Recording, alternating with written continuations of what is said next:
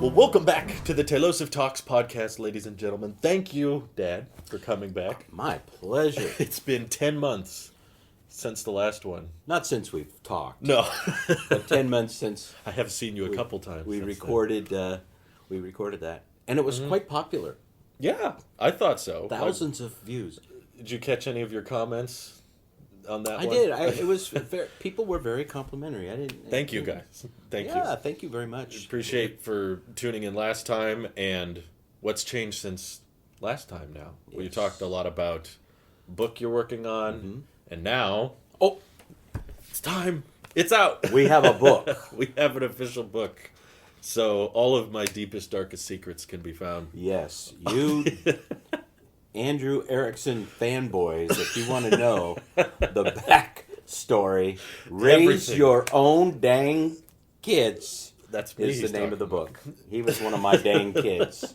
I have two other dang kids. Right. And they're pretty dang awesome. They're good kids. Like Brian Regan could say, we have two beautiful children, and then we have another kid.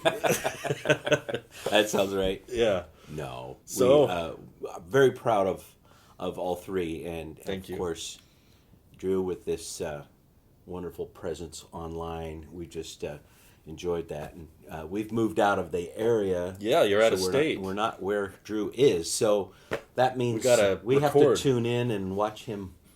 If we want to ever Oh, talk to right. him, we have to comment on one of his videos or Right. something. And if you get banned from the chat, then you have to call could me or happen. something. Because I have some stories, he'd probably block me. No, but the book is available now. Are we putting Yes. a link in the First description? link. First link for those Yeah. who are really interested, but It's an ebook or a paperback. either And, works.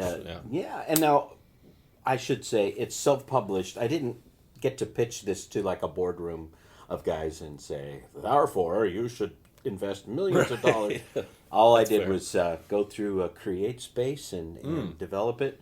And my daughter Abby helped me with the cover. The kids are helping with the Yeah, artwork too provided now. the content and the physical. We practically wrote this book. Yeah, well, No. you did. And then we also have, gosh, it has a spine. Wow. Yeah, it's a lot. I finally grew a spine. He grew a spine. It has What- my over the wife past. and I. Oh, nice pick. Yeah. I know her. Yeah. Over the past 10 months, there was a lot of, I'm sure, work going on for the last year of school. Now that you're retired, I'm retired school and teacher. going through the finishing kind of what you want to say to figuring out how to actually go through the publishing process, like Right. what challenges that you weren't expecting came up there. Well, luckily I had my mom, Oh, who's good. very, very good with awkward writing and spelling. So you she had was that. able to go through and play editor. This really was a family project, wasn't it? Yeah, everybody's So I had involved. my mom helping with editing, and then Mm-hmm. some other friends that would look over it and say, like my wife, you probably shouldn't say it that way, or I wish you wouldn't tell that story. Yeah. I mostly listened. But then, yeah, I mean, just learning how to, the whole learning process of formatting it, getting it looking right. But like anything, you go on YouTube and there's all kinds of help. Oh, good. Good. All kinds of help and all kinds of folks that have ideas for you. But I'm shocked that self-publishing is as easy as it is. Really? Yeah, I mean, there's things, there's a learning curve to it, but it's probably on par with starting your own YouTube channel or something Really? like that. You It's gotta not- fill out the right forms. Right, right, Uh-huh. and it's happening. It's actually generating an income. Good. So Good. what I figure is you have on the text channel 300 something thousand, close to. 39 and dropping. Oh, come on now. So if 1/3 of you Uh-huh. out there all buy the book, you'll guarantee other Mhm. content Yeah. because It's like $1 million. I think if we That's how had that works. Yeah, I'm still working on my first million, so First million. I want to get 1 million copies sold. That would be awesome. So we're working on the first million still. Cool. But raise your own dang kids, and I will say, just fair disclosure, I do get into some spiritual things in that my belief, our belief system allows that there's the supernatural. Sure. Things like... We got to get personal here. Yeah. When you're raising kids, this is not going to tiptoe around the hard subjects. So I mean, we believe there's a God. Mm-hmm. That's supernatural. So we believe in the supernatural. Correct. And we believe that God can supernaturally help us and guide us. And who doesn't need guidance? Yeah. Who doesn't need help? So whoever, whatever your God is, how do you go to that God and get help? And it's not to say that you have to be a believer to read this. I don't think so. I don't think you'll find anything offensive. I think you'll probably find something else more offensive than the spiritual concept. You're not going to... when you deal with people's kids and parenting, you tick people off. I mean, everybody's an expert on their own kid. And I agree with that. Yeah. But if you offer advice unsolicited, which a book is kind of like unsolicited advice, except that people have to buy it and read it. So, you're kind of asking for it. Yeah, you're asking for it. Yeah, and the title of the book is like handing someone an insult. You're in the grocery store line, and some kid's pitching a fit on the floor, and you walk up and say, "Hey, buy this book," or here's a copy of my book. Raise your own dang kids. They're right away going to go, "Oh, well, thanks for that." It'd make a good a gift. Passive-aggressive gift in the Christmas time. I saw this and I really thought of you. Raise your own dang kid. So, I think if I would have had a real marketing team of publishers and stuff, they probably would have... Yeah, I came up with actually a whole bunch of other titles. Oh, really? So I put them in the foreword. Oh, cool. I didn't know there was a foreword. Yeah, you should read your own I will. I was waiting. Dad's book. I was waiting for the paperback. Yeah. Oh, let's see. I had Raising School-Age Kids in the 21st Century. That's a good one. That's a good one, but it's boring compared to Raise Your Own It does sound kind of boring, but who's going to buy that? That does summarize it in a good The Rants and Reflections of a Retired Public School Teacher.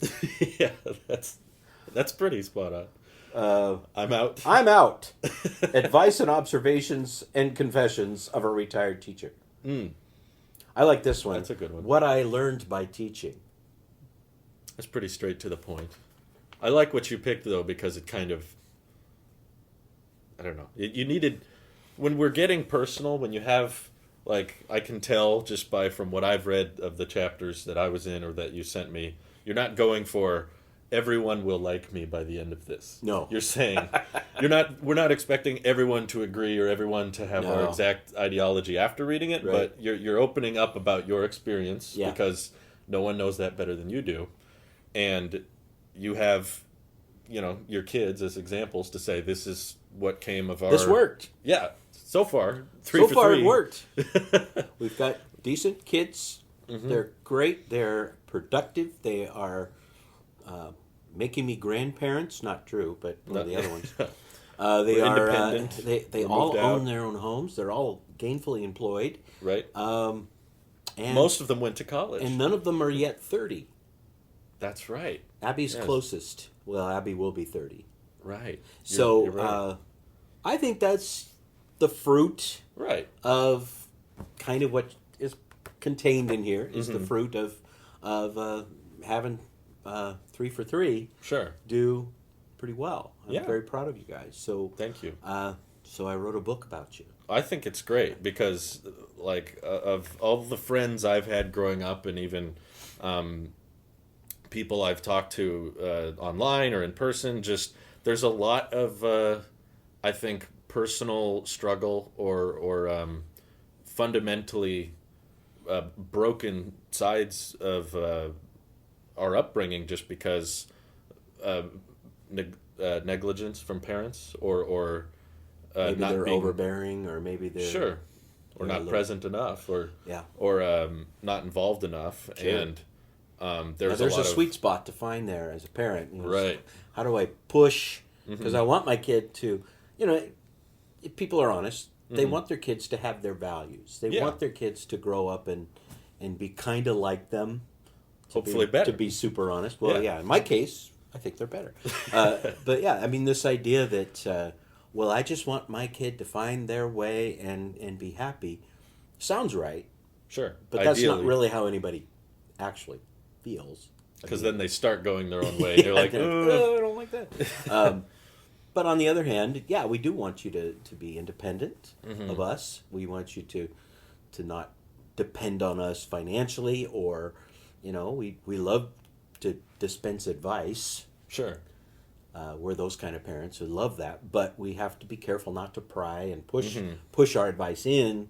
So Too it's a far. balancing act to find, Yeah. especially with adult kids. Mm-hmm. Growing up, though, you play more of that role of hey, this is the way to do that.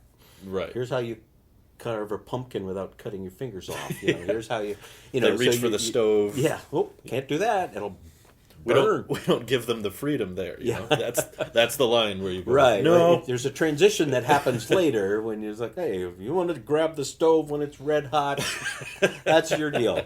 But if it's going to mean I have to spend the day at the ER, for Right, now it's right. no. Yeah. And later when you're on your own, you go play with Kind the of in a stove. grander sense. That's a micro example Yeah. of like, it's not good for you. It's not good for me. It's Yes. going to throw off our whole day. Yes. And you're going to be in pain. In a grander sense, that's kind of the values and the ideals you want to teach Mm-hmm. as you get older, because you want your kids to be successful and independent and then not need you. and then not need you because you don't But want to then- be. Then you go through the whole process of, but I kind of want them to need me a little bit. I want them to That's- come around. Right, that's when you lean too far to the other side and you start Yeah. saying like, "No, don't leave." Or you don't. That's Yeah. it's a terrible show Louise and I watch, but 90 Day Fiance, which Oh. no one should watch. But for those who do, there's a lot of couples that get in their late 20s and 30s and they're still living with their parents. Not that there's inherently stuff wrong with that, but when they start getting a fiance involved and you start Yeah. bringing someone there and they're like, Right. let's get married, but we got to live in my my parents' folks' place. And then there's just this. See, I did that late in life. We sold a house where you grew up. Uh-huh.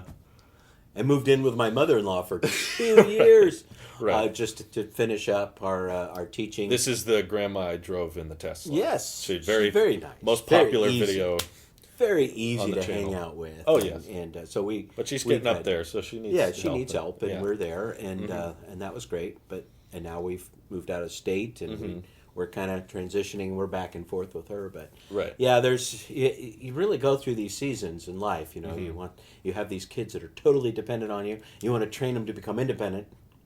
And then And when they're gone, when you're they're like, independent, now you gotta. "Hey." And then someday I'm gonna get really old and need you to move in with me, or me to move in with you, and Right. look over me, make sure I'm not touching the stove at. Well, we'll have Tesla bot for that. He'll watch you. That would be good. Something like that. We've always But liked technology in our place. that's So true. For the the more we can hand off to the technology. But yeah, in that grander sense, I just mean like you, for your own sake of you don't want to be supporting me when I'm in my 30s and 40s financially, Right. And you also want to like your kids, like Yeah. something that I've found not super common in a lot of people I've interacted with that I've noticed a difference with is just because I enjoy, even since we've moved out or even since you've moved out of state, I love being able to hang out again and have conversations, Right. and be with just you or you and mom, and we get to catch up, and it feels like a healthy friendship / Yeah, we like family. You parent by the power of authority when they're little, Right, and you parent true. by the power of relationship when they're older. right. There's a You know, different. they'll come to you respect when there. they have a question, when they Sure, have a sure. issue, when they have something they're struggling with, and of course, the bottom falls out of the country economically, or Oh, yeah. or you personally, or something. Sure. We're more than willing to be a help and be there. Yeah, But that failure to thrive, failure to launch, we didn't experience that in our home, right, where the kid just doesn't get anywhere, and they just right. they- Well, and you encourage I'm that. done going to school now, so I guess I'll just Yeah. hang out in my room all day. That kind of thing. That would bother me. That would have been. I would have kind of counted that as a failure, unless I could see that they were working towards something. Or some kind of progress progress that's being towards made. something, or something needed. Yeah, because I didn't go to college right after high school, and we had Right. a lot of talks about that because obviously I was the first in the family to not want to jump straight into a university right out of high school. So Unless you count me. well, I guess you didn't either. So, but yeah. I mean, of the kids, right. the girls went right away. Your sisters went right Mm-hmm. away to school and right away towards career. Right. Your mother did that when Mm-hmm. she was that age. Mm-hmm. And I didn't. I kind of explored like you Mm-hmm. did and tried to sort out some other avenues, Right. ways to make it. But I was very much independent. Yeah. I just yeah. didn't. I didn't go the route of okay, now I got to get my education. Well, now I got to get my job, and Mm-hmm. I kind of explored different things, different avenues, and I had that sense for you that that's Mm-hmm. okay. We don't need you to follow in your sister's and your mother's footsteps. You could follow Sure. in my footsteps, Worked out that but way. you thrived a lot more than I did. I think I went back, and got the education Yeah. later on, which was also good. Sure. I was actually, by the time your mom and I were married, she was ready to be a teacher. She was a credentialed teacher, started working as a teacher, and I worked on the side while I started back to school, and, Right, and right. we were able to pay for all that without any kind of debt, without any Nice. kind of It's hard to do loan now. system or grant system. I think I went one semester. I went for financial aid Oh, because it okay. was pretty tight. Yeah. Sure. And that was such a hassle. I bet. I mean, Uh-huh. it's free money, so I guess it ought to cost you something. But it costs you hours and hours in line and filling out forms, Yeah, and yeah. and you sit down with people who go through everything, and you're Mm-hmm. like, man, I don't know if it's worth all this. And I think it paid tuition only Uh-huh. one semester, Right. which helped us out. Yeah. But one semester. But Mm-hmm. after that, I said, I'd rather work a few more hours at something else than Sure. Sure. get in this line again. But, Well, I certainly think after, I don't expect everybody to have my same experience or my. I think there's some luck involved, but there's also a lot of work that went into the YouTube channel being a success and that taking off so that I could do it full time about a year after yeah. It wasn't instant. A lot of people think like, oh, we made videos and then finished high school, went straight into it. It was videos that weren't making enough to live off of. Right, right. And it took a long time of working at the Mandarin Ranch and doing YouTube Well, and to get to that point. And the work is the operative term. You worked at it. You didn't expect any one video to launch you. Right. It was a series of those, and that was your night job. I mean, day job. You were Right. you were out there digging and driving tractor and pushing wheelbarrow around, and so as parents we saw that. Oh, well, that's honorable. He's busy. It's labor. Yeah. It's well, and it was not just busy. It was money that you Money could was have. being made. We also kind of had you pay rent like a In a way. deposit. Yeah. It was like I didn't want you to, every dollar you made would go into your into more technology toys. That was smart. I Because thought I probably you would've done need that. to learn that it costs money to live. Right. And I was so living at you home. can live very cheap at home, Uh-huh. but it still costs. Right. So Right. we just kind of took your rent on deposit, and then when you were ready to go on your own, we were able to release that back to you. Right. So I to help got you that with back. Yeah, But yeah. So I mean, Yeah. because we didn't need the rent money, there was a principle involved. We Right. wanted you to some of your money to be set aside either for savings or like savings Yeah, yeah. towards your expenses. So and you were out eating that's with true. your friends and stuff. So Good it wasn't like it food. was just food. No. It Yeah, wasn't it just wasn't. food money. You were probably burning a lot on electric power. The electric bill probably was a little higher with all your All the lighting iMacs and gear. TVs. Yeah, and everything running. all the unboxings. All hours and- of the night. That's true. Yeah. So I think that's another good example. I don't know if that made it in the book, but Actually, no. I'm going to have to do the second edition. second book. But Or more reasons to raise your own. it's game. more podcast stories that you can Yeah. promote this. Yeah. Could say we talked more about it on here because That's right. That's a good example of you didn't want to push me away. You Exactly. were. I remember that conversation because you didn't want me to feel like it was unfair or you were punishing me. Yes. It was a lesson. It was like Yeah. this is how the real world's going to be now that you're out of school. And then once you do leave, you're going to be having to set aside some money. Right. Because I think at that time your budget would have been like, okay, I made $500, so I can spend $500, or I can spend $455 Yeah. and buy lunch at 7-Eleven. Yeah, pretty much. There was a lot less planning, I'd say, going on then compared to now. In fact, there was quite a bit of learning after that. Yeah, you had to learn about your taxes. Taxes, and especially when I got married, that's when Yeah. I owe a lot of what our budgeting is now to Louise, but simultaneously, I think what is a good motivator is when you know that your financial decisions are not just impacting yourself anymore. Yes. I think that whole process probably taught me a lot, because when I was young and we had the big office space, it was like, well, this could all fall apart, but it's just me. I'll just. The thing is, when people are young, they they can survive a pretty hard financial crash. Yeah. When you don't have a mortgage and kids that you're Right. raising and No responsibility. no responsibility. Or little. I mean, there's just no reason not to go for it. Yeah. I mean, to take some risks Mhm. and to launch something exciting and new. I think it was a cool Sure. thing. And yeah, I mean, you spent some money. You didn't buy a bunch of cars and No. get into a Came lease close. or you didn't get into Didn't all collect of a bunch of debt.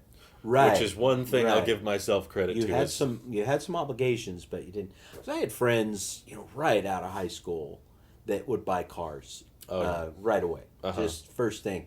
And those car salesmen, they see them coming from a mile away. Oh, yeah. I think you could walk on a vehicle lot without your wallet and drive off with a car. Seriously, because Yeah. they'd look you up and they'd say, "Oh well, yeah, you don't make any money, but you probably could make $270 a month somehow. get this big- So why don't you go Yeah. ahead and sign now and pick the Mhm. car now, and then you figure out how to pay for it." I mean, Mhm. they were really that way. I think maybe less so now, but I think it was pretty When we easy test to drove do. the Mach E, they didn't ask for anything.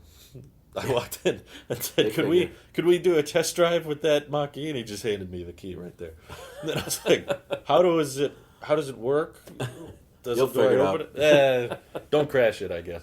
But yeah, Oh you're my right. Just gosh. that mindset in our spending society is all about just like, even with Apple, they're guilty of this, of just the financing options with your HomePod or your watch. Mm-hmm. They'll finance anything now, just as Yeah. long as the price is listed as lower. Somebody, by moving that product, just by moving it, Mhm. is making money. Yes. And they move so much that they Mhm. know they're going to eat a few.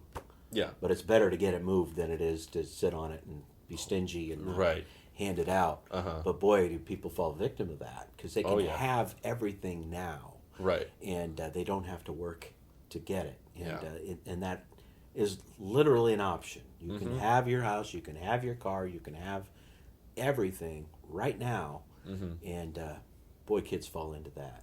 Sure. They're From a sending you young credit age. cards before you're out of high school. Some kids, Wow. I think, if you hit 18, Yeah. you'll probably start getting credit cards in the mail. Wow. And That's you just, quick. you sign up for them and Uh-huh.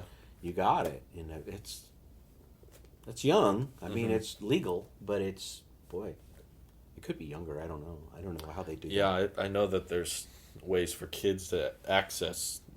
They can become users of their parents' credit cards Yeah, after a certain age. Or you can get an ATM card Yeah. pretty young, and that tricks people into thinking you have a credit card. pretty Sure. easily. But Yeah, Yeah, that's all that kind of stuff. Now, I don't think I went that deep into financial stuff in the book, but mhm. We'll get a whiteboard going with all your next yeah, subjects to tackle. Well, the idea, though, is in general is that you want to raise kids that you like to be around. Yeah. You want to raise Sure. kids, and that means they're probably somewhat independent, because Mhm. who wants somebody hanging on them all the time? Unless you're sick. You only hang out when they're asking you for stuff. The codependency thing is pretty easy for parents to fall into, where they like to have people dependent on them, Sure. because it makes them feel important. They have purpose. Yeah. Yeah. And that's not where we want to be. Uh-huh. So that's now. Then I'm the sick pup, and the kid is the. That's true. It could fall into that quick. It's also self-serving that I Yeah. want to be someone that you want to hang around. Yeah. And then when I get old and can't get myself across the room or whatever, Sure. maybe you'll look after me. Maybe. If the Tesla bot's ready. No. But of course.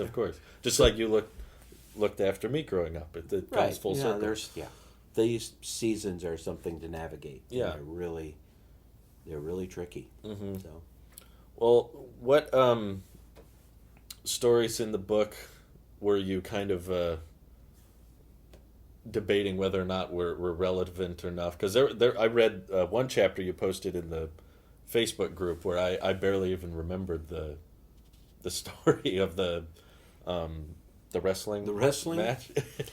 Yeah, we got into a chapter about sports. That's what it was. And how I did sports. I was into sports in high school. You were a good little at bit at college.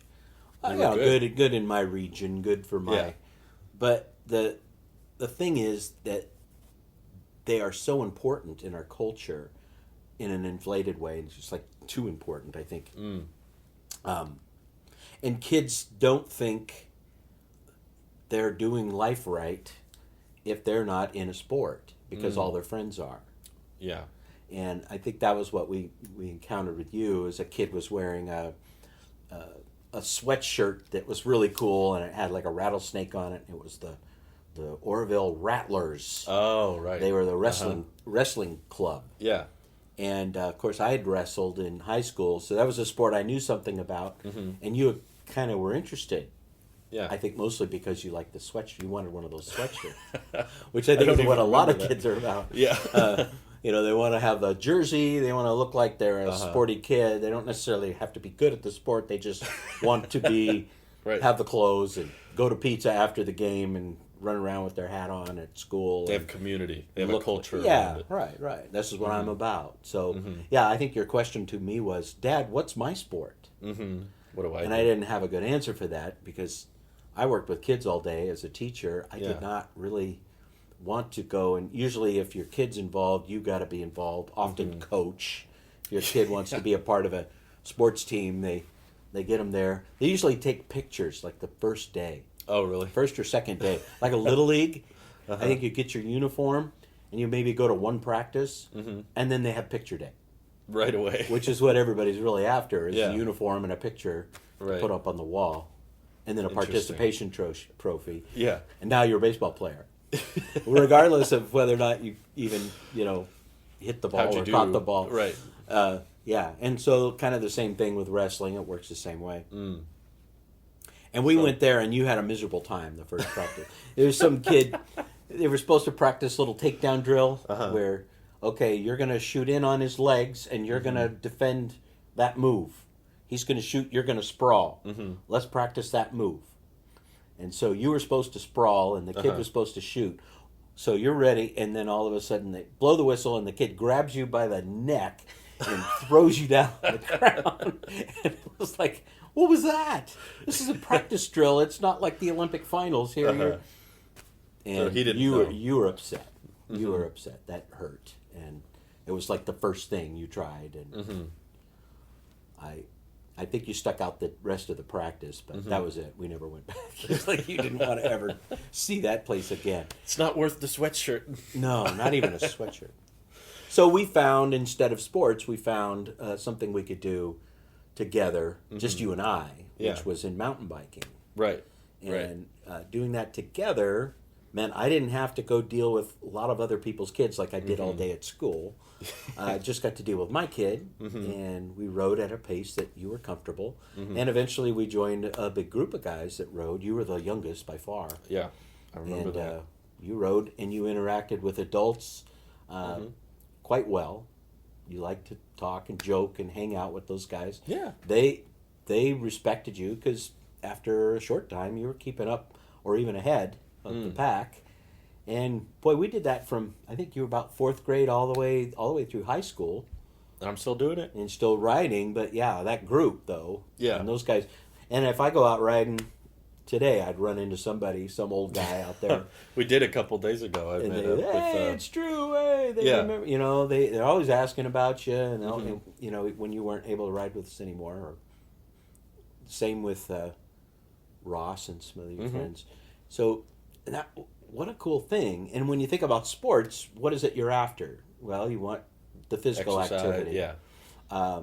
You want to interact with your kid, which if I signed you up for baseball, I probably wouldn't interact with you as much. But No. you do want your kid to interact with adults. Single parents are big on that. We want Yeah. our kids hanging out with another adult and learning how to interact properly with like a referee or a coach. Right.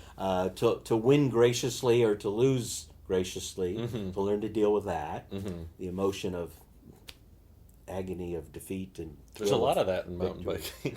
well, yeah, all of that. You can Yeah. all of that we were doing, Mm-hmm.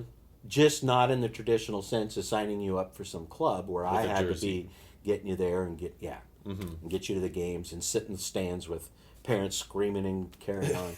Complaining about the ref, and you don't have that as much. Tying in technology, Sure, since that's a big deal to many of you watching. of course.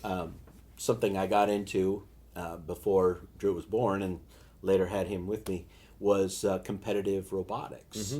Mm-hmm. And one group is called Lego League. Right. First Lego League. First stands for recognition and inspiration of Reading. FRST, science and technology. Right.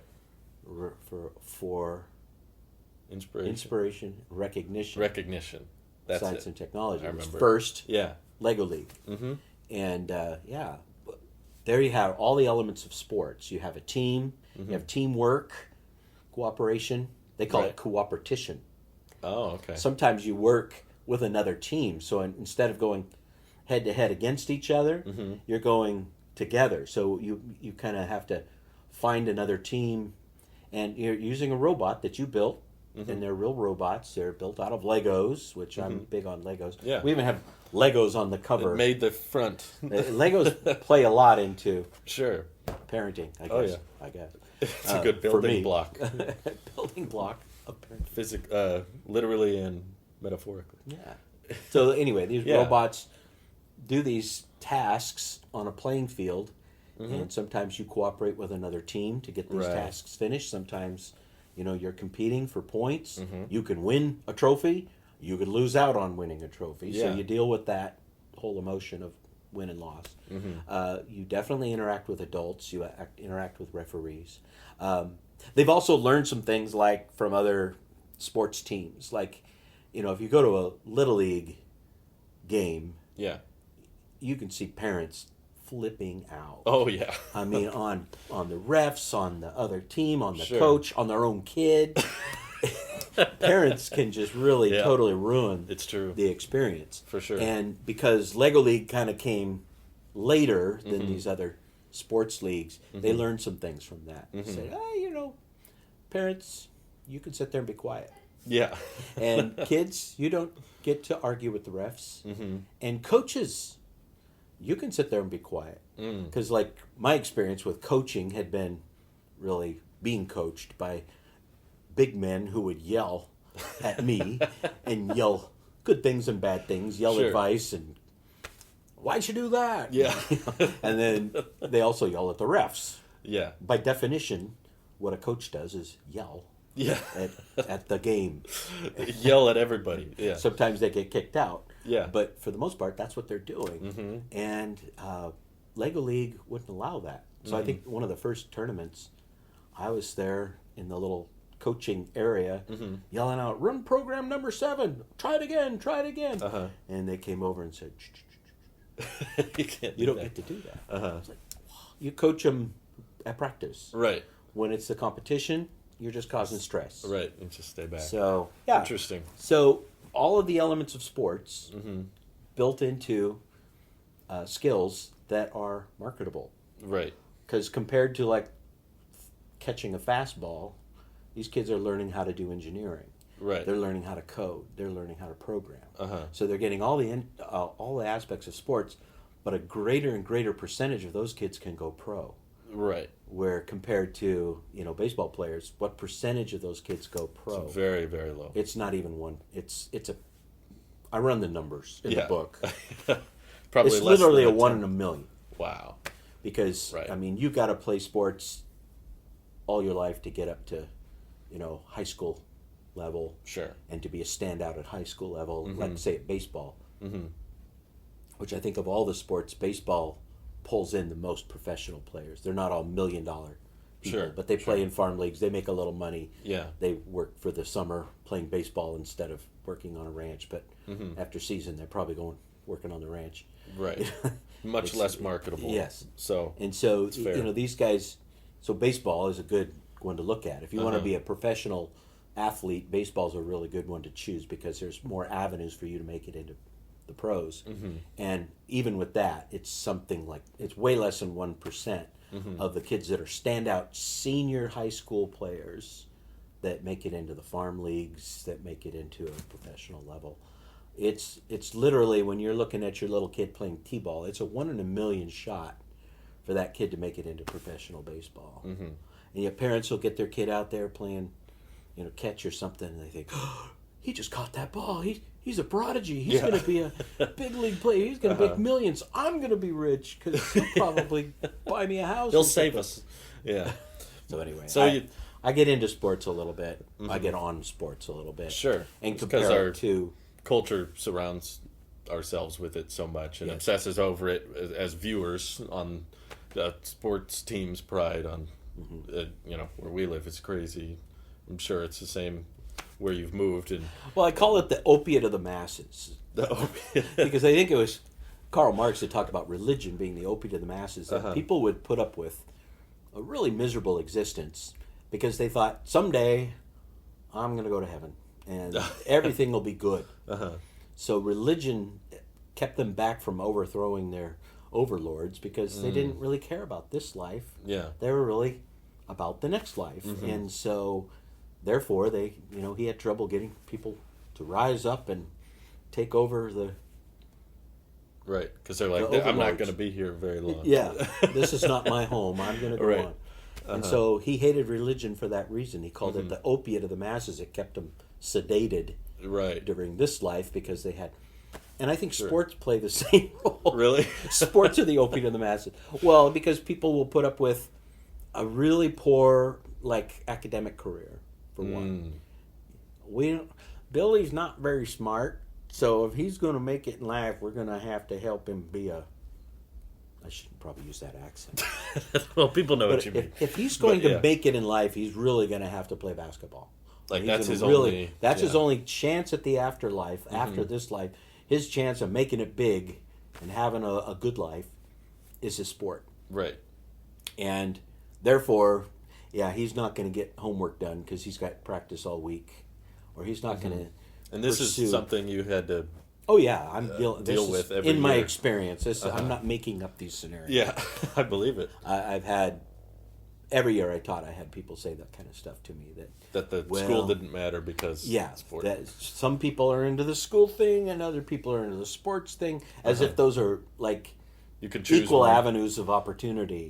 It's well, he couldn't read, so we played baseball, and now he's a millionaire. It's so Right. And it's not true either, right? impossible. Because you have to do pretty well in school typically to get typically on those teams. For a college to take you serious and give you a scholarship. Yeah. Generally you've got to show that you have some academic discipline, and they have ways of working with you and helping you. Oh, yeah. If you're really talented, super 1 in a million person, and everybody thinks they are, especially when they're in 4th and 5th grade. But Yeah. it's part of the trap is that, if we think I got to start my kid down his sports career in 4th or 5th grade, it's at the same time that they really got to build some solid foundation, some really good habits academically. Sure. And when the sports thing doesn't work out, and it only does 1 in a million, Right. when the sports thing doesn't work out, what do they fall back on? Well, if they've been neglecting all this time these other skills and attributes and abilities, it's really hard to come back from that. For sure. It's hard for ninth grader to suddenly get serious about academics when they were a goof off at school all the way through for whatever reason. Yeah. Because it wasn't valued in the home. Mm-hmm. Really hard for a kid at that level to come back because school starts to get pretty serious, and now we're looking into advanced algebra, and they're still not able to add 2 and 2. Mm-hmm. And probably more important that we saw, because I've always taught elementary, so somewhere between kindergarten and 8th grade is where my experience lies. Mm-hmm. Kids pick up really bad habits really young. That stick around. That stay with you. Yeah, the habit. The kid that gets, straight A's in grade school generally gets straight A's through high school. The kids that get really low scores even in 3rd and 4th grade, they're the ones that are getting really low scores.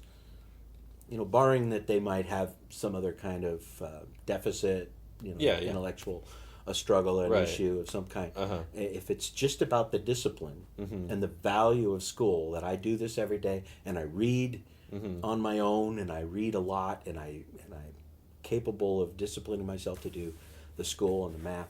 If I'm not doing that young, the odds of you doing it as you get into the high school level, and the odds you're going to take that with you into college, it gets pretty hard. Yeah, it's not impossible, but it's a long road to hoe. And if there can be Rudies that turn things around school wise, but it's not the common trend. You really got to force yourself out of old There's something about discipline with school that is hard to teach. Yeah, it has to be. There has to be some pressure in the home. It can't all be on the teacher's side, because I think from the stories my sister has told and from the stories you guys have told, there's been a common assumption, I think, made that most parents are like, I drop my kid off here, you make them smart, and then well, and that's like a lot. That's kind of why the title that's raise your own dang kid, because it really is that kind of culture in our country right now. Is that, well, I want to drop my kid at the best school I can manage. Yeah. I want to drop my kid with the best team or coach or sports program that I can get them to. And you mentioned when you were working on Stream, the charter school you guys founded, that a lot of people base schools off of the playground, right? Yeah, the curb appeal. They just drive by. Well, that's where the school is in the neighborhood, and what kind of. Well, we had parents that were saying, "Well, we really like the slides at this school, and this school had a really beautiful play structure, so we're torn." And it's because that's how they imagine parenting a school-age kid through their educational years is, well, I want to drop them off at something pretty nice. Yeah. It needs to look really nice, but that's the outside. In Stream, of they course. Think my kid is at school, they just imagine running around the playground. Yeah. They're like, okay, they're good. They're good. Got it. Because that's a nice playground. Looks nice to me. They must be getting a good education. Stream, which I'm advertising here, was a charter school. We started here in this town. And, our first year, we were in an abandoned strip mall. Right. And we literally wet paint the first day we opened. It was quite a process getting there, which is in the book, by the way, if you're interested. That whole process. But that getting that going, and you were in on a lot of that. You helped us. Yep. It was, I was running internet through the attic. Crawling through the attic. Getting the internet through there. I worked there as a janitor for a couple months at one point. I think you were working at the Mandarin Ranch, and you were... And YouTube. And Stream all at once. Yeah. I don't think I stayed there that long, but... long enough to get a mug and a shirt, I think. Yeah, I got the shirt. I got a little Stream mug that said "Helper" or something. Yeah, I don't remember, but you're right. The process of getting that going. Well, we had no curb appeal. Sure, at first we had a dirt field that looked like a developing nation soccer field. Kids running around in the dirt kicking a ball. Yeah. They weren't barefoot, but just about.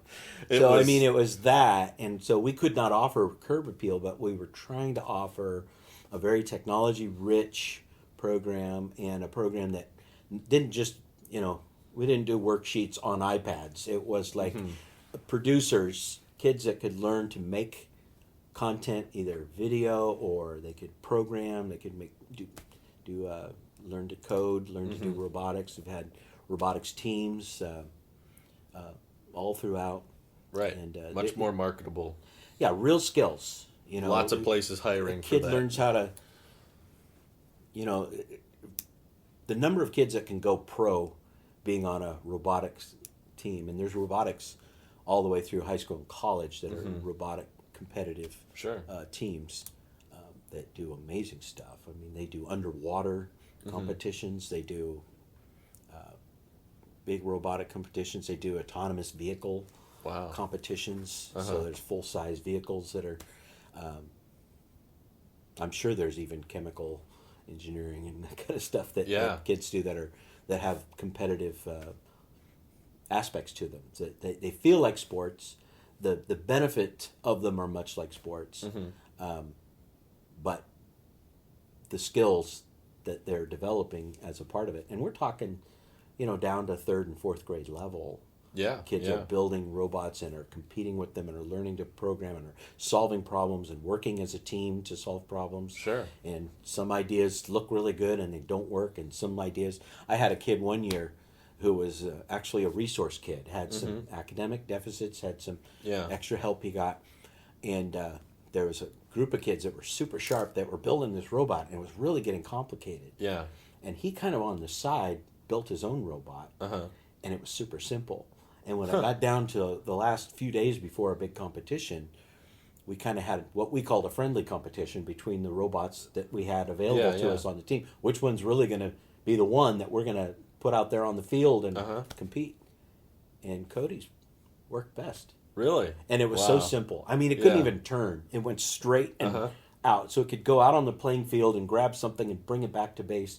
And it could go over here and trip this little device, come back to base. And it worked so consistently. We won. We won a competition. That's amazing. First place. Wow. And it was like everybody with these complicated robots are going, why didn't we do that? Yeah. That was. And he got the first principles. Yes. That's what Elon really talks did. about a lot with Tesla and SpaceX being the best part is no part, best process is no process. Just every step you can eliminate, the better. Yes. To simplify something. So it's cool to see even at that level. At that level. logic. And to learn that at a young age. Right. These are fifth and sixth graders. To learn that there and to take that with them up into upper grades is super important. And just the thrill of victory, winning a trophy at a competition. Yeah. That's addictive. I mean, that's what brings people back to the playing field, to the gym, to practice and to go, because they want to capture that glory again. Yeah.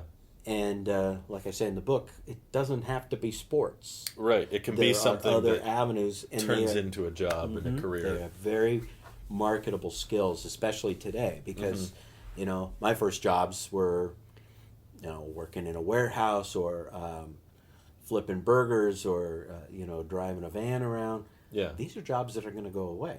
They're going to go to autonomous and robotics. Engineering. So, particularly with robotics, I mean, if you can design, build, fix, maintain robots, you've got a marketable skill in the future. There'll be a lot of that. Yeah, and to prepare kids for the kind of future where we don't even know what kind of jobs they're going to be, it makes sense that we teach them how to problem solve. Makes sense they learn how to work in a team and design something and create a creative solution to a problem. Sure. Because who knows where they're going to use those things. But if I grew up playing baseball and I'm really good at throwing and really good at catching, I really want to pass that on to my kid, and I get that. I get that. But there are other avenues for kids to keep open. Keep in mind, for sure. Really is. Well, I don't know if you were going to tell the story, but one story I do very closely was a student that you had, I think, same time as me, was Eddie, who now works. He filmed several of the old skits on Taylosive TV. Yeah. He was your stunt double a couple That's of times. right. Because you guys looked a lot Volunteer cop on the motorcycle and stuff. We kind of were the same height, and he was a redhead too. Yeah. And he helped me film a bunch of stuff. But now he's working for a nuclear energy startup company. Right. And they are specializing in these really advanced, cleaner power production processes, and he's tried to explain it to me several times, and I still have a hard time figuring it out. But I asked him if I was like, well, you should talk to my dad about that sometime, because, and when I mentioned you, he said, yeah, that's a lot of where that field became interesting to me. Was it was before Stream, I think, but right. You and Eddie were close in age. Yeah, same year. Yeah, and Close. I remember you guys working with robots in my class. He did the Lego robots. He? Yeah.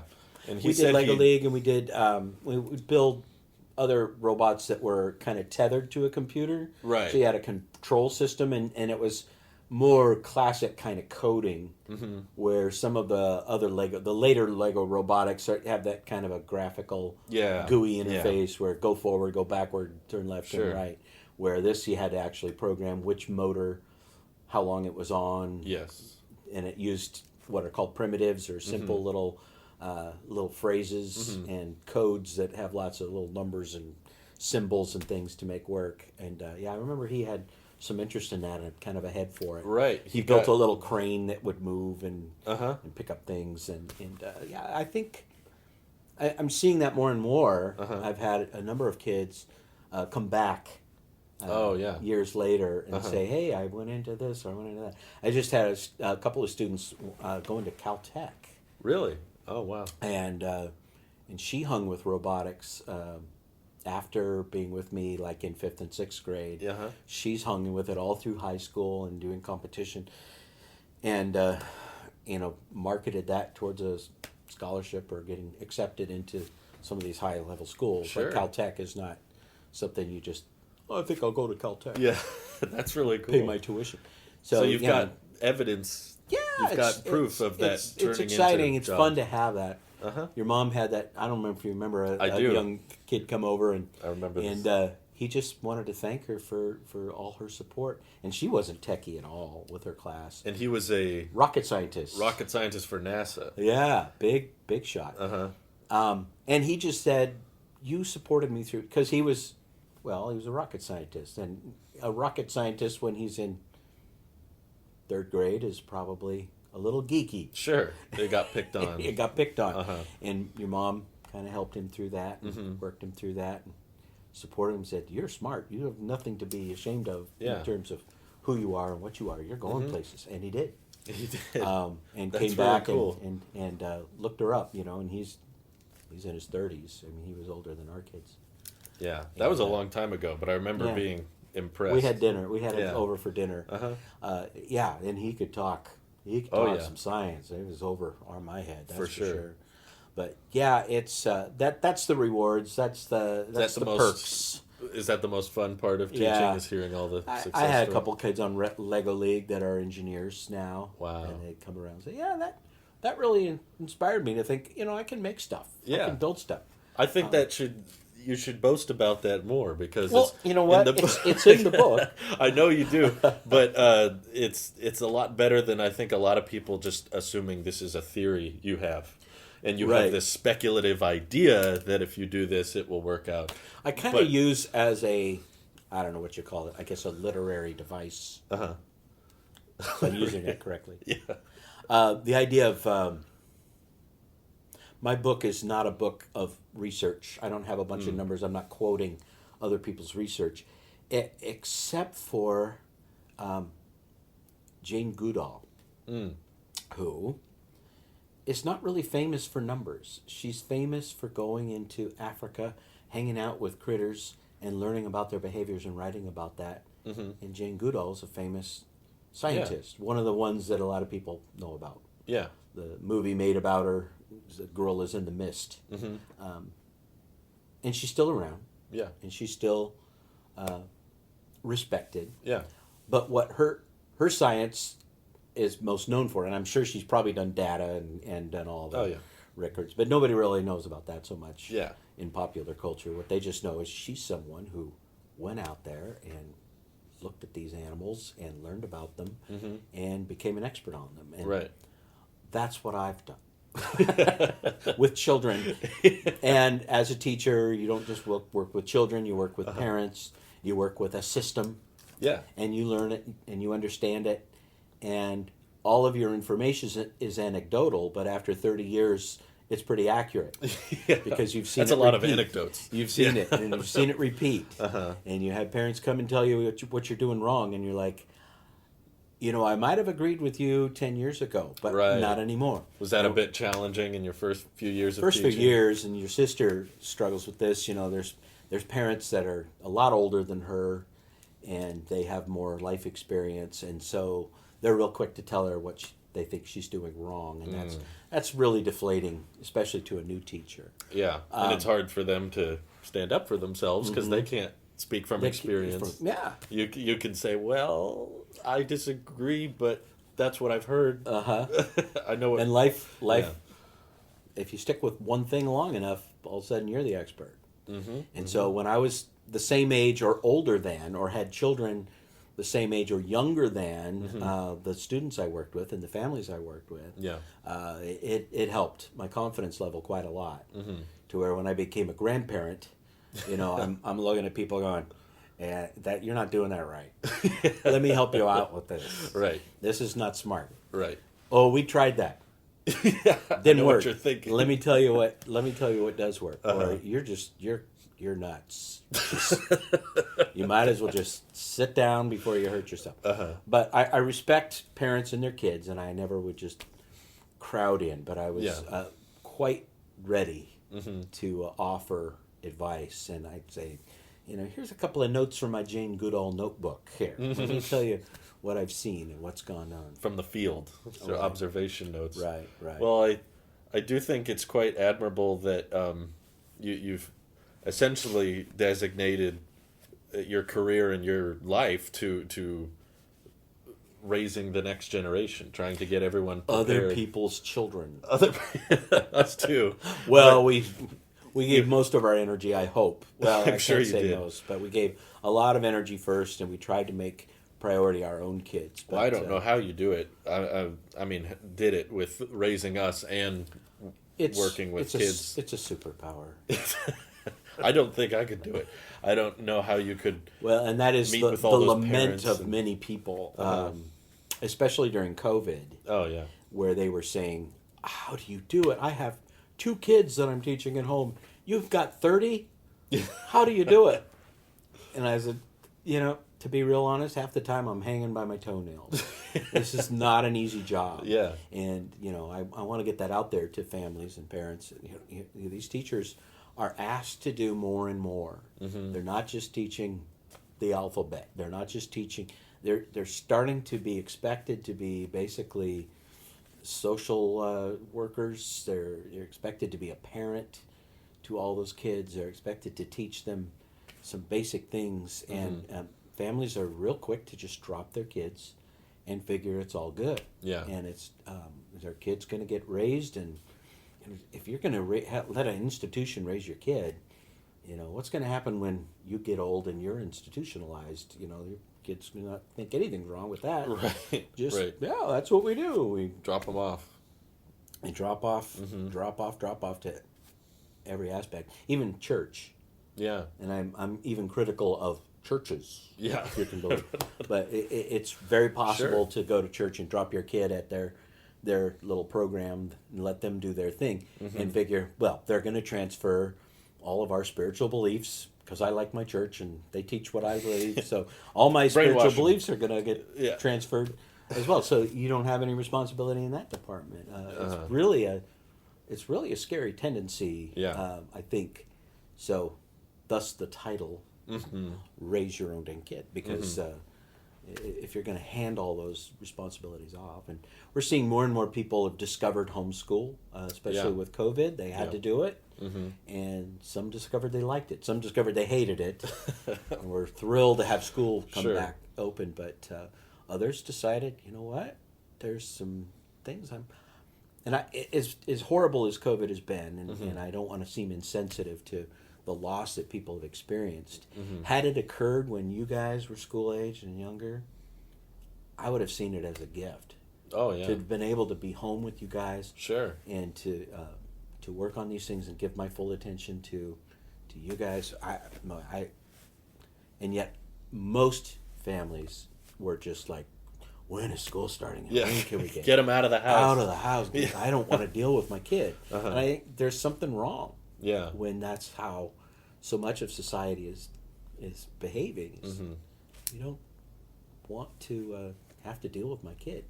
So Right. they become this basically influence outside coordinator of outside influences, basically. Right. I drive them to this, I pick them up again, I drive them to that, I pick them up again, I drive them to this. And now I've seen something like Uber, Oh, really? where you can hire no. you can hire this service Really? that does all the driving. Just take So your if you're not kids. parenting while you're driving, Oh, where are you jeez. parenting? When's it happening? I guess it's, Yeah. we might read a story before bed, but maybe you can hire someone for that. Makes me think a lot about, the sad truth of a lot of kids being just, unplanned. And basically the parents don't want to let go of their youth. They don't want to let go of their freedom. They're adulting, I call it. Right. They want to be able to detach themselves from that responsibility as much as possible. But I take it your advice is that results in a broken relationship between you and them, and also you can find a healthy balance where the parent doesn't feel burdened. Right. The parent, Well, yeah, a couple of things. One, good grief, this is a short season. yeah, Because when you talk about 18 years, that sounds like forever to a young person. sure. As you get older, 18 you can years is- spill 18 years. You can waste 18 years. Right. You can look on your phone and look at your screen time, and that's 18 years of screen time I've wasted. That's something to consider always, that this is a season. Yeah, It needs to be a very intentional one. We need to be really working towards all those things we talked about, getting them independent, but still having a relationship. sure. That's important. But the other side of it is, and I commit a whole chapter to this, that you do need a healthy balance. That one of the things that I learned was most important for having a family was that your mother and I maintained our relationship. You're right. Because someday these Right. kids are going to leave, and now it's going to be the two of us. Mm-hmm. So most divorces are when kids are school aged. Really. When you look at that statistic, it's like when you get kids 3 and 4 and 5 years old, and they start being out of the house more, and then mom and dad have a little more freedom suddenly. That's where most divorces are occurring. Really, I didn't know that. That's kind of scary. Yeah. And then 'Cause most that's a divorces, critical time yeah, in childhood. and most divorces result in a remarriage to someone else, and then you got his, hers, and ours kids. So then you got more kids. Yeah. And second marriages fail at a higher rate than first marriages. Oh. So it really the starts first- to make this mess. I remember you telling me about that. First metric is like 50% ends in divorce, but the remarriage is like It's higher. 70 or it's even more So- likely. You're not good at Yeah. marriage, evidently, or you're really good at divorce, one or the other. I don't know how it For plays. that before. I know how marriage works. I've been married 5 times. Trust me. I've been married for 40 years to 6 different people. I know a thing or two. I know a thing. Let me tell you. Well, and so in the book, I try to get practical about, okay, what are you doing to make sure you've got a relationship with your spouse? And there's some things you can be doing. Probably the best parenting advice I ever got was have a date night, which that's not parenting. Yeah, that's leaving your without the kids kids. with a sitter or with grandma or Yeah. something. But it is because you're developing your relationship. You start to get on the same page of what we're doing with the kids. You're hanging out together. You make time for And, each other. You know, when people look at their parenting and what's going on in their home and they have some concerns, you know, you can give them all kinds of advice of how they're supposed to interact with their kids better and how they spend more time with their kids. And that's overwhelming. Yeah. Instead, if you come to them and say, you know what, you guys really would help your parenting a lot, and they're like, oh no, here it comes, here it comes. You say, have a date night every week. Once a week, yeah. Every At week, least. you just lock it in. The other one is couch time, we called it, where you train your kids that when dad comes home or mom comes home, the first time you're in the house together in the evening, you two sit on the couch together and talk about some stuff. talk about life, talk about what's going on, and the kids aren't allowed. Wow. And it sounds so mean. Because when they come home, the kids run to daddy and oh, I made a flower and look what I did. Yeah. And you're like, oh, cute. Oh, gotta talk to mommy. Mommy first. Oh, and that it just culturally it sounds wrong. It's like you're just gonna destroy your kid's spirit. You're squashing their. And it's no. This is for the kid because they need to see that mommy and daddy are together. Mommy and daddy are a team. Mommy and daddy are on the same page as to what's going to happen. Each other. Next. They love each other. There's so much security there. With Abby, we couldn't get her out of our bed. When they're a little baby, sure. A lot of parents just give up, and if mom's nursing particularly, let's just bring the kid to bed because I'm tired of going down the hall and picking them up. Sure. And so, we're getting down the road, and this kid's getting bigger and bigger, and she's still in our bed. In fact, I'm now leaving the bed and going sleeping down in the little bed with the Lion King sheets because there's just not enough room. Yeah. And someone gave us the advice of date night and couch time. Magically, Abby no longer needed to sleep with us. And we think a lot of that has to do with the kid. What's mommy and daddy doing? Every night they're with me all evening, playing with me, engaging with me. I'm the center of attention all night, and then they go together in that room without me. What? Why am I in here? Why am I in this room by myself? And so they cry and they carry on. I don't know that they can articulate all that, but that's what's going on in there. And so then you go and get them and bring them in, and then, oh, good, here's where you are. Oh, okay. But when they learn that they're not the center of the world, that mommy and daddy's relationship is a very important relationship to this family. Right. Probably the most important relationship in a family is the mom and dad. And if they see that, and they get to see that, and they see it from they're playing with their toys over on the floor, and mommy and daddy are on the couch, and they see that's going on, and that's a good thing. There's just some kind of magical security that develops in that kid, and they'll quit. They don't see themselves as like it teaches self-reliance, as Sean Connery said. It's a little a little independence. Yeah. And that the world doesn't revolve around them. Right. How dare mom and dad have a time in their day when they're not totally focused on me. Right. And I think I think it is a common misconception for a lot of marriages and families to assume that the kids always have to be the priority. Everything's for them first because that's what puts the strain on the marriage is they're not prioritizing each other anymore. Well, yeah. And that's where that distance is. And a lot of parents are thinking, well, we'll have our time down the road when the kids are older and independent. But you got to make that independent thing happen. Right. Or that kid's not leaving the house ever, or maybe way later. They need to learn that independence thing early. So was the date night something you looked forward to? Was it? Yeah. Yeah. Oh, I always did. Go out to Olive Garden and eat too many breadsticks or whatever. No kids. Yeah.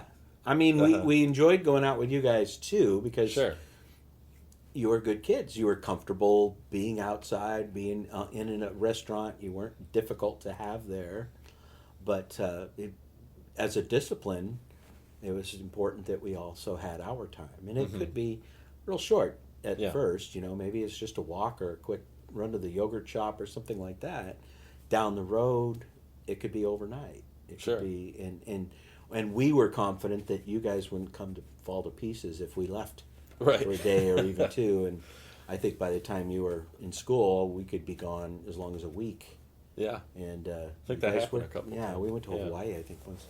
Without you. Yeah. Just to have fun. Yeah. And you can't come. That's part of you the needed to be all right with that. Yeah, that's part of the experience. It really was. Well, I think that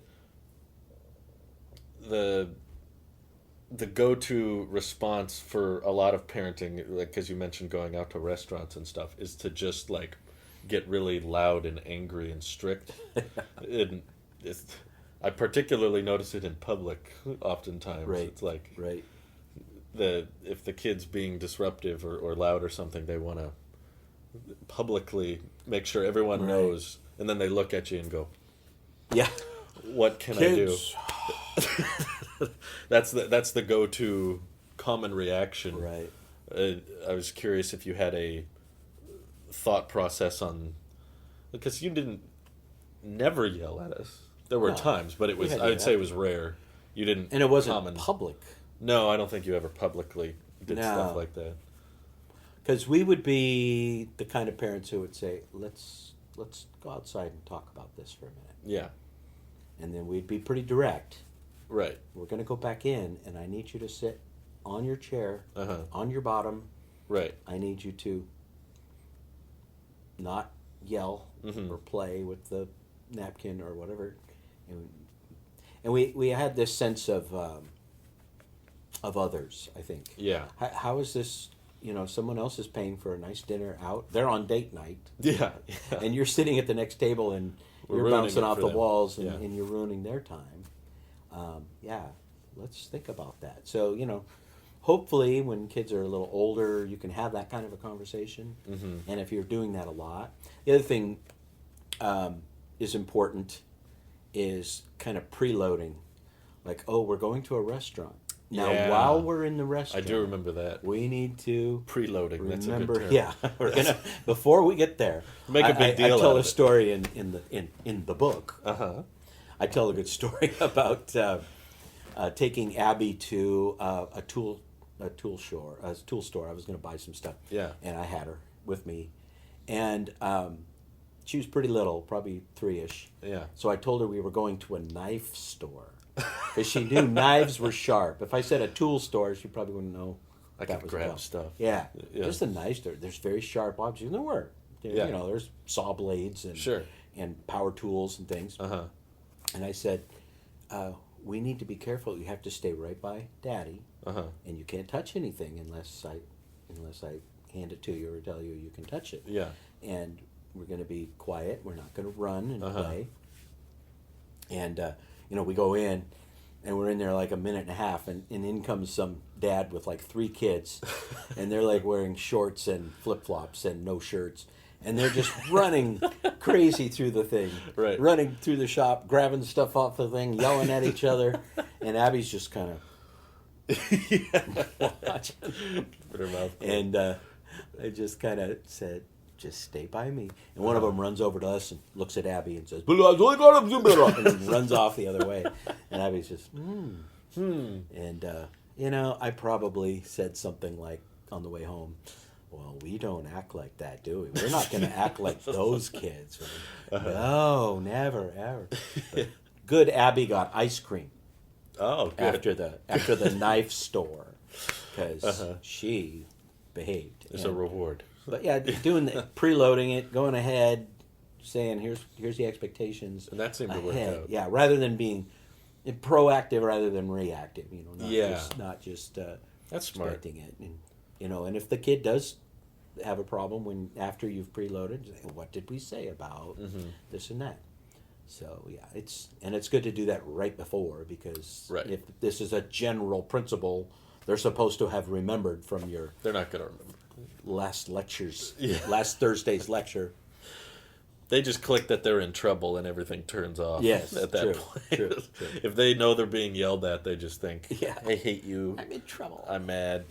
But on the subject of teaching marketable skills, another one that I don't know if you brought up, but I think should be combated better is shyness in presentations, because I think that's a skill that I practiced in school that I could probably one of the very few skills I can attribute that I use today. Yeah. There's not much algebra or book reports that I'm doing now.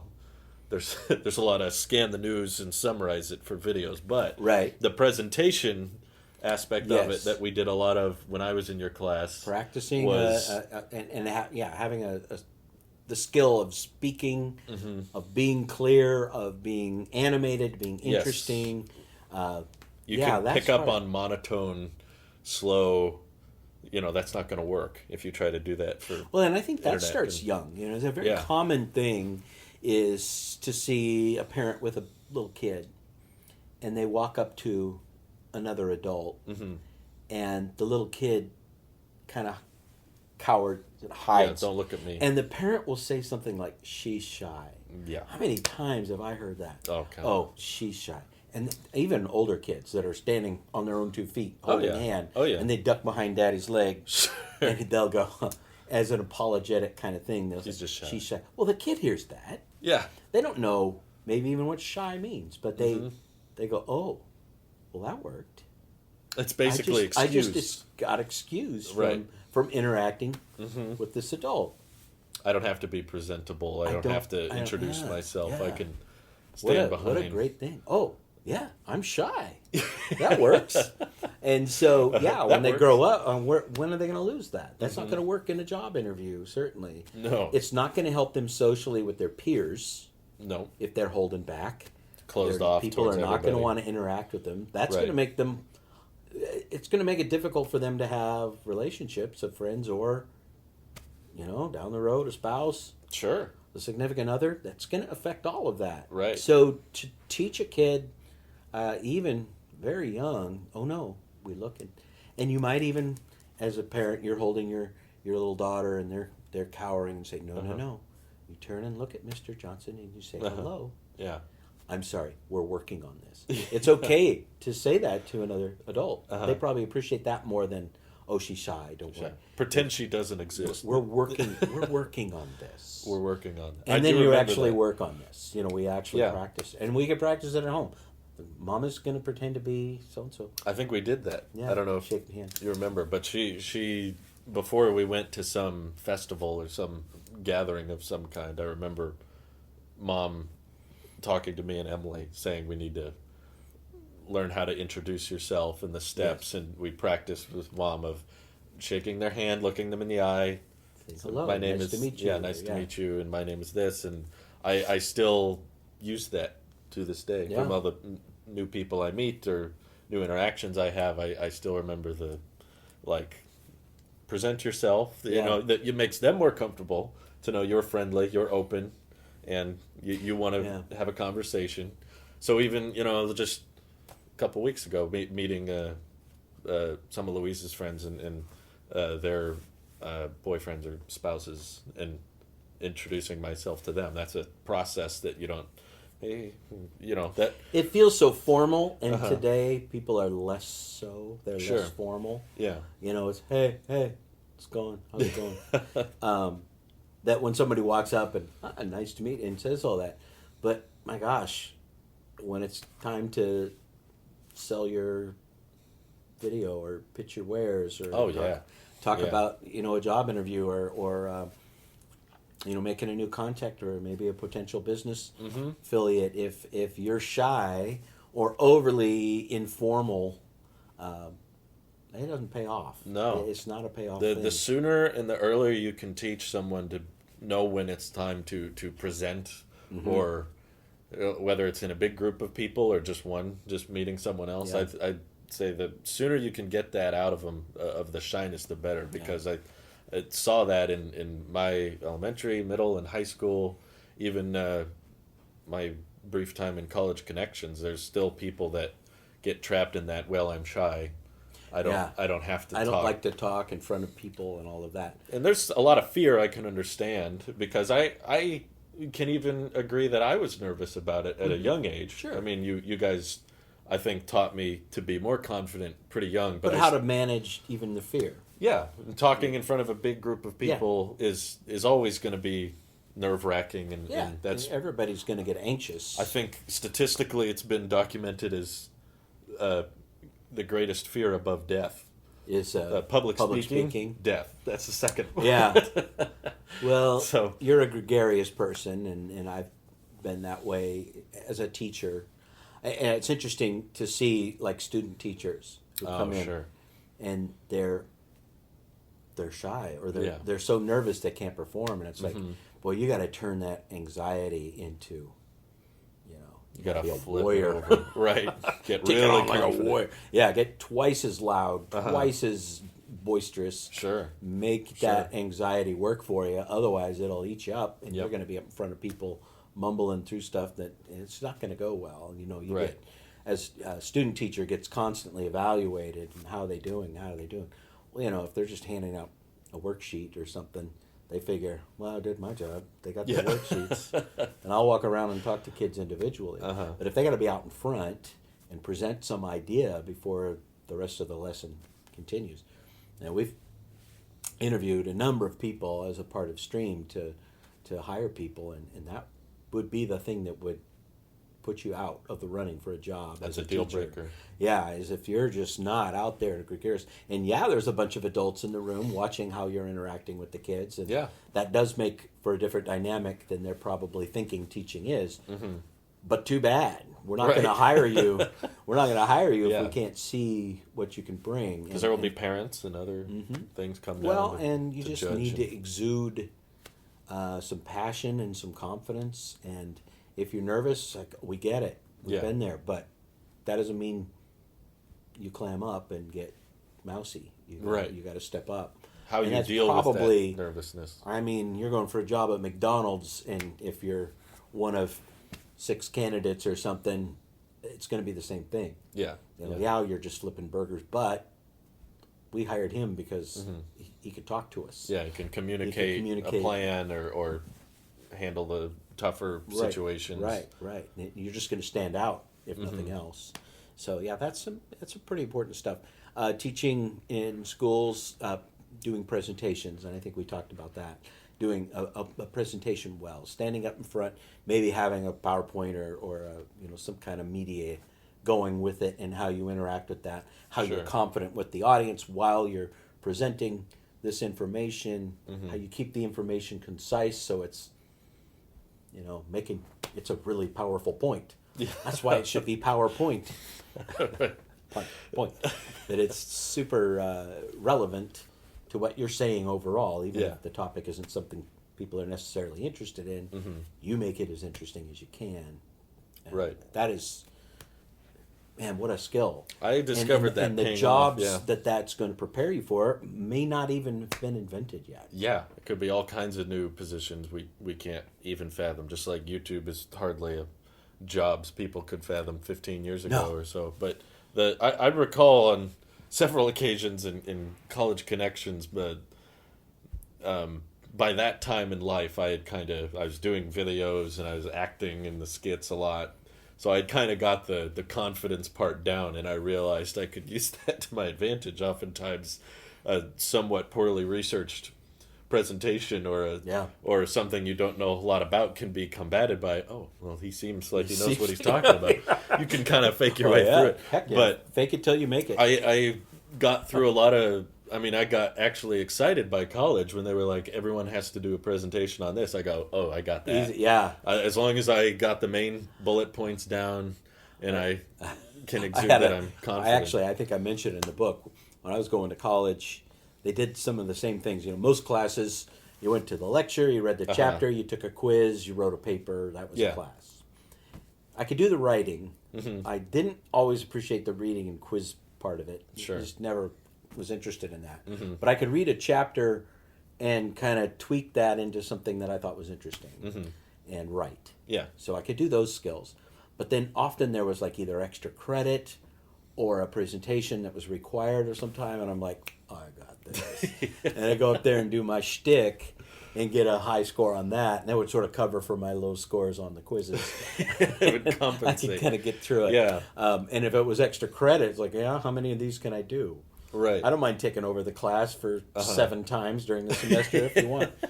So Yeah. I had one class like that. It was like art history, and it was all these real boring lectures and looking at all these interesting Gestalt principles of different artwork. Sure. And then she would hand you a 35 millimeter slide and say, if you want to do a presentation on this slide, it's extra credit.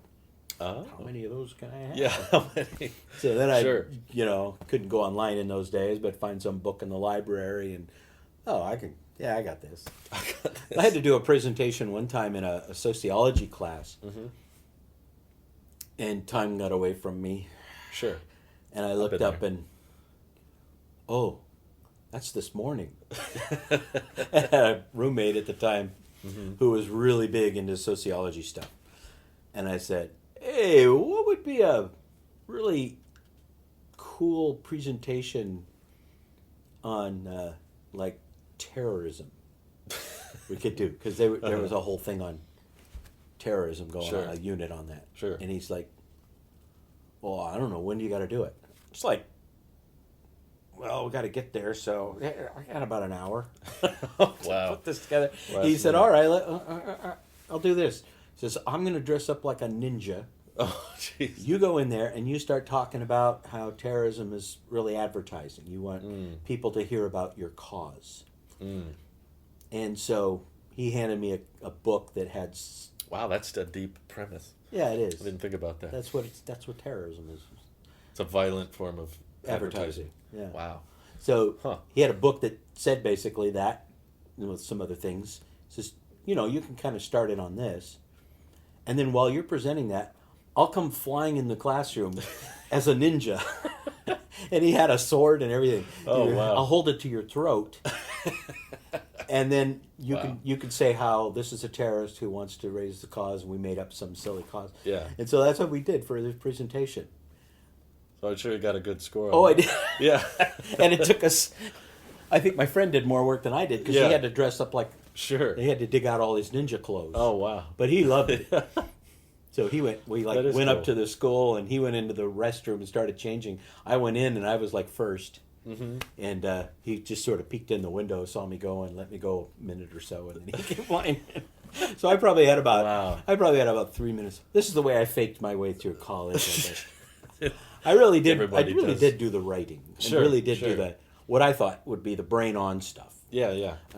The brain off stuff, it was just really hard for me to be motivated. But if we Right. could come up with something like that was an interesting premise, an interesting principle, and a fun presentation. I mean, this is Sure. before anybody had PowerPoint or Oh, anything. yeah. So, everyone else went up there and droned on through their little 3x7 cards. And Yeah, that's what I recall happening a lot. Is I feel like presentations are more of a dynamic approach to presenting. Of like you have to kind of develop something in your own words and Yeah. decide how you want to dive into each subject. Whereas what I noticed many kids struggled with in school was when you tell them exactly how to do the presentation, they will follow everything they'll mimic it. to a fine print. Mm-hmm. I'll do exactly what I need to, and they'll go up there, like you said, with the 3x5 card and read off what they Yeah. wrote, or they'll read the PowerPoint Read it as to you. it's going, and it defeats the whole idea of what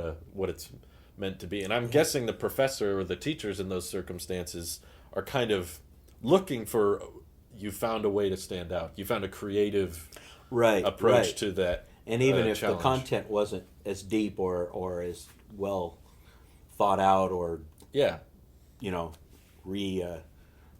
represented or retold in a way that's academically sound, Mm-hmm. just the fact that You put time and put time thought into into it. thought- Maybe Yeah, not I even mean, time. we put in a good 20 minutes, I think. But it was different, and it was It stood out. you weren't And- copying what someone else was doing. Yes. And you left an impression. You knew that of all the presentations given in that class, people would remember yeah, that one. probably only that one. Yeah.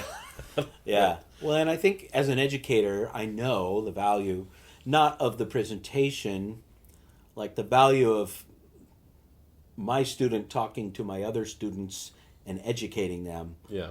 There's not as much value there as there is my student preparing a presentation. Right. Now they are processing the information in a whole different way. Because when you're reading a dry textbook with the purpose of passing a quiz, it's so hard.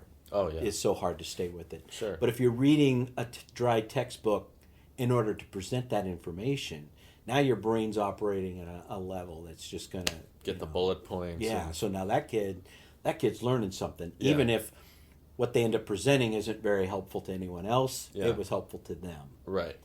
To process information in that way with an intent to produce. And it's just like when you're going through the news cycle and saying, Sure. what would be relevant to my audience? Uh-huh. You're processing information, you're valuing it, you're saying, And I This still is struggle good. with that sometimes. it's hard. Yeah. It's hard. I get those well, it's a comments job of- now. Yeah, it's it's a job. You got to but do it every day. I do it regularly, but I still run into the comments here and there of like, either this video is pointless, like I'm not interested in this, which is my favorite because it's like you don't have to watch it. But I like the thought process of someone saying, I like this channel, so I have to watch this video, but I don't like the subject, so I'm going to express that I don't. Yeah. It's like, just don't watch it. But the other one that I get a lot is, this video could have been shorter.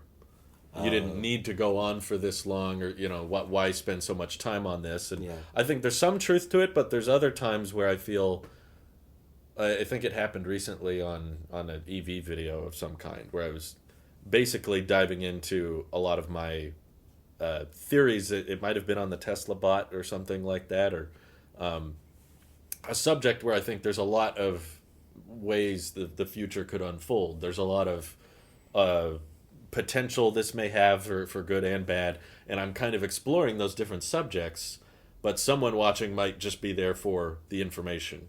Right. Tell me what they said, that's it. Yeah. You don't need to tell me anything else. And there's channels that do that. Like, sure. The one that a lot of people were comparing to was a Tesla Daily. This is done by a guy named Rob Maurer, who keeps, instead of doing single subject videos, I've seen these do better sometimes, but I see people that will just take all the news of that day, no matter how small, and just spend 30 seconds on each story. Here's what was reported. Here's what we know. Maybe this could happen. I don't know. Next story. Here's what happened. And I personally wasn't as big a fan as that, because I found the idea most of the time is that they pick one subject for the title and thumbnail. So you see a subject that looks interesting, you watch it. You gotta wade through. You gotta wait through all the other stories. So I don't have much evidence that this proves for better video performance. Yeah. If that's what you're going for, maybe you should do cover all well, the there's news. The breadth and the depth. Yeah, that's the term. You know, and that, like I like to watch Joe Rogan. Sure. And 3 hours. Yeah, I mean, it's a long commitment to get through one of those podcasts, and I can't do it in one sitting. No. But but he's shown that there's a listening audience out there that wants to hang with a subject, and of course they go all over the place, but they generally are sticking with certain ideas that they go at depth, they go at long. It's great to watch. I think political candidates, when they're typically interviewed, they get whatever, 2 minutes, 30 seconds, whatever. You don't have any depth. You're not getting anything. You're just getting their main talking bullet points. Lower taxes, better exactly. this, better that. Yeah, that's all you can do. But if you get them for if you get them for 3 hours, you can really hold their feet to the them. fire. Tell me how that's going to work. I want to understand. Right. And then he can say, but UBI or something this about that this subject. problem? Well, this is how I would address it. Mm-hmm. So even the debates can only... Debates are miserable. Yeah, the questions can only be 2-minute answers, and everyone's measured how long. Going against each other. I mean, it's kind of a big waste we of have time. to have them in the sense that we got to give equal time. Sure, but and depending what interviewer you get, it's going to depend on how well that goes. But that long format, it's interesting that it's successful. Yeah. Like this would be a pretty long format today, and it's interesting. The last time we did it, we had quite a few thousand. You were one of your higher views. I think so for a long format one. Yeah. It seemed for an hour long or more, versus this idea of we have to. People have short attention spans, so we have to cut it into a 30-second snippet. Right. Well, that's true, but it's also it's a different type of coverage. It's like to me, my thought process on the just give me the information and move on. Like, don't tell me about all your hypotheticals or theories, because I could understand that. There may be channels that do that, and I don't care what their theory is, or their theory's dumb.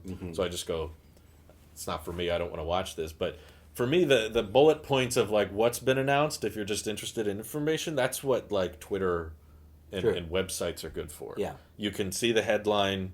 If you want a little bit more information, you can open up. What did Elon say? Or what's the leak about the new iPhone about? Okay, I see the info.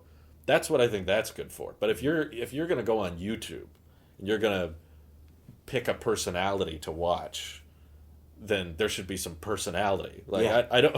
To me, maybe people are different because again, the covering all the stories thing does pretty well. People seem to watch that, but my goal isn't to make videos that get the most views.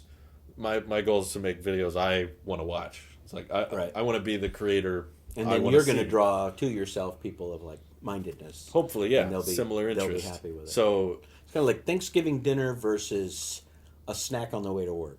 Yeah, it is kind of like you that. want to sit down and go with all the stuff you really like, and for a nice chunk of time, and enjoy it, and enjoy the process of making it. Enjoy the process. Typically, don't go to Thanksgiving dinner hoping to make good time. Yeah. You're not going there like, we running. Can we get out of here in like 10 minutes? Yeah. No, you're planning the day around that. Yeah.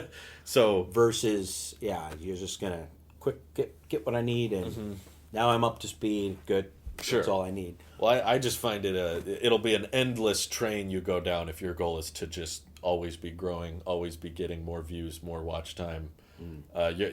You'll notice in all the biggest channels on YouTube all do very similar things. They all fall into the same traps of we've got to clickbait just enough, or we've got to put in sponsors here, tell everyone to smash this button and this button, and you have to basically become them to be that size. Yeah. And you may, if your main goal in life is to just have as high a number next to your name as possible, then by all means, well, that go number for represents it. some money too, doesn't it? To some point? Subscribers, not necessarily, but there's a correlation. Yeah, it's not you don't instantly make more money. Unimportant. Yeah, but it is definitely that subscribers shows how many people want to be notified when you post again. Okay, but it's very possible, as I've experienced, that you can have a high subscriber count and a lot of people who don't watch, even if they are notified or it shows up in their subscription feed. It may not matter, but I just had to figure out a couple of years ago that that wasn't the goal. It's like, if that's my goal, then I'm going to have to do X, Y, Z just like everybody else. Right. And then I become one of the crowd, and that wasn't my goal. My goal was, I see a lot of channels doing this, and I'm not a fan of that. So I want to provide an alternative. And I'm still learning. I'm still trying my best to figure out what does work, and maybe... Well, and as you get older, other things are more important to you as well. Sure. They've changed. Yeah. Used to be every one of your videos was about kids with automatic weapons chasing each other around, shooting at each other. You're right. That was pretty much what you were into. If you go to Telosive TV and go to the very old stuff, or... It's almost every time. Just me and my friends running around with airsoft guns that we put electrical tape over the orange part. You make little muzzle flashes and add in the little effects, and we shot They were really each other. cool. They were really cool. Yeah. I think I even said once, eventually though, you have to think about some other angles. Yeah. That's, there's a certain audience that's going to like that, but and you found it. But you're a producer. I wanted to talk about that producer versus consumer thing, because there's so many people that just consume media. Oh yeah. And they become critics because they're so good at it. They consume so much. Yeah. I noticed that people will they love to comment what would make my channel do better. Yeah. Which I find funny. The lighting on this one, and what, you ever thought about getting a microphone? They're all they're buy a excellent Tesla. Consumers. That's a good... But the producers win. The producers are the ones in education. You can be a teacher that gives kids lots of stuff to consume. Sure. And then you test and see whether they consumed it. Right. That's a pretty common model of education versus trying to get kids to become producers. So, like, you take that information and you make a presentation out of it. Now you're a producer. Right. Now you've taken that information, whether you agree with it or disagree with it, doesn't matter. You've processed it, you've presented it, right, and that's where we want you to be. We want you to start being a producer. Kids who love video games, they play and play and play and play, and they're just a consumer. Kids who can make video games for themselves, and I did that with a class, several different classes where there was a game maker program, and there's Python and some fairly simple tools that they could use, but they could then be creative with those tools and produce their own video games. Wow. I had some administrators walk in once to see this new computer lab. Oh yes, and it was all set up, and it was all going, and they wanted to know, okay, what are the kids doing with the computer lab? Which so many people have that consumer model. Mm-hmm. He's like, are they learning? Yeah. Are they getting good information? Yeah. Or are they just playing video games? Well, they walked in, and of course, my whole class is playing video games. Real cheesy ones, Yeah. Space Invader looking, Yeah. Pac-Man looking video games. And these administrators are all grumpy. What are you and doing? What are we doing? Oh, it was all this investment. Yeah. It's being wasted. And I realized, oops. So hey, please, listen, folks. These kids made the video games that they're playing. They coded them. They created the artwork, Did the they get sound to effects. see that? Did you tell they them? did, Like, and I got the kids could switch it over to the edit mode and show them what you've built. Uh-huh. And so the screen would switch over, and they could see the code, and they could see the graphics and stuff, and the paint programs going where they could draw things and then import them in and make them into an object on the screen that moved around or blew up or whatever. And all the administrators are, what? These kids made video games? Yeah, they're producers. They're producing something really cool. That's good. They got to see it. And they got to see it, And they were like, okay, all right then. You Computers keep the are computer. going to continue to be a part of our program. Because, kids can imagine you can make things with it. You can produce things with a computer. Right. And, before all this social media and other stuff where people are creating content of all kinds now, that was kind of where the debate was with technology in schools. It's like, what are they going to do with that? True. Who cares if they do it on a piece of paper or they do it on a computer? What's the difference? Mm-hmm. What saves paper? Somebody might make the case, but it's not. That's not what's going on here. Yeah. It's a way of thinking. And coding and producing is a way of thinking, and thinking is what school should be about. There should be people thinking. Sure. You think So it's in my book, I do get into that that concept. What do you want for your kids at a school? And if you can't find that for your kid in their existing school, what are you going to do about that? And there's options. But you want that. You want a philosophy of education that says, the 3-word version is engagement over mastery. The idea that mastery tends to be this concept in education where we're going to teach them till they get it and they can do it. Yeah. And that sounds good. It sounds right. But if that's not engaging somehow, and kids don't get engaged until they're producing. Right. I see. Otherwise, they're just consuming. Yeah. And it's a more of a passive posture. Right. So when they start engaging things and start making stuff and presenting stuff and producing stuff, they are engaged. And suddenly your school's pretty cool. Yeah. Your school's doing great stuff. Mm-hmm. It doesn't always translate into great test scores, although we found it kind of did. Sort of in a magic way. It's sort of a voodoo. Yeah. Well, yeah, because we didn't make the point higher test scores. We made the point engagement. Mm-hmm. And when kids are engaged, they're just more engaged. They're doing stuff. And so, they're building robots, and it's like, okay, hey guys, can you slide that robot over to the side? We're going to take the state tests. And they're like, okay, I guess. Right. What's the state test? And you tell them, hey, it's just something we got to do, and we got to do this. So we're going to have to put away the robots for a little while. When we're done, we'll get all this stuff back out. Yeah. That's not the exact dialogue Sure, that we had, sure. but that was, in principle, that's what we were doing. Uh-huh. And kids they had their brains on. Mm-hmm. They hadn't been doing worksheets for all day. Mm-hmm. And so now their brains are engaged, and now hand them a test and see how they do. They do better.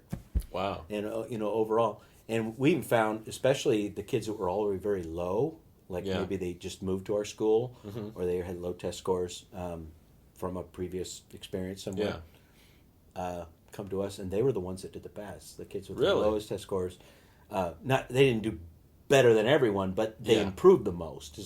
And that's what schools really look at, is how much improvement are you making year to year. I see. They don't expect everybody to be at the super high level. There's always going to be like a bell curve of the test scores are going to have high kids and low kids.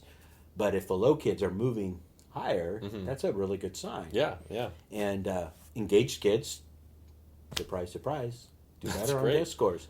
So as a teacher, I don't have to sit and grind out all these skills that are test prepping the kids basically, I can do cool stuff that has them engaged. And when kids are engaged, there's less discipline issues.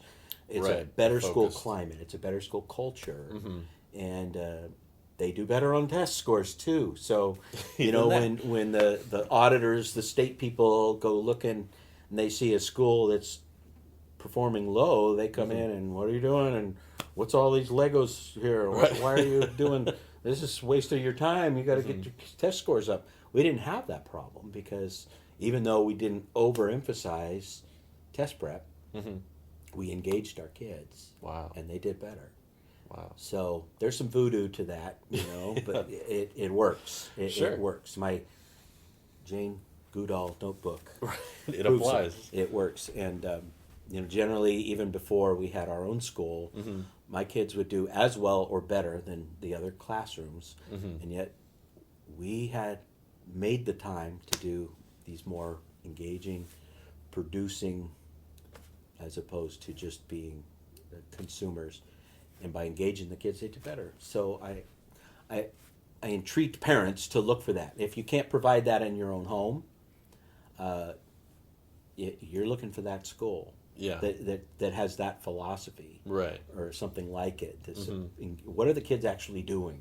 Right. You know, so instead of just looking for who has the best slide or the best sports program, what are the kids actually producing in school? What's coming home to be done? You know, the fruit, kids, as you say. Yeah, my kids are making cakes. Yeah. Remember those cake Cake Boss book reports? Right. You're going to go home and make a cake, and it's going to have the theme of the hatchet. There's a great reward at the end of that project. Even if it's made all kinds of creative You got cakes. a D on the book report, you get an A on chocolate. So that was a really good cake. I find that to be a good motivator. Or you make a video game. Or you made a wonderful animation that we still flash around. I've shown that to my class hundreds of times of the Trojan War. That's right. I remember love that. I love that. You made little caricatures. What was that program? Pencil. I don't even know if that still exists, but it was There's things like it.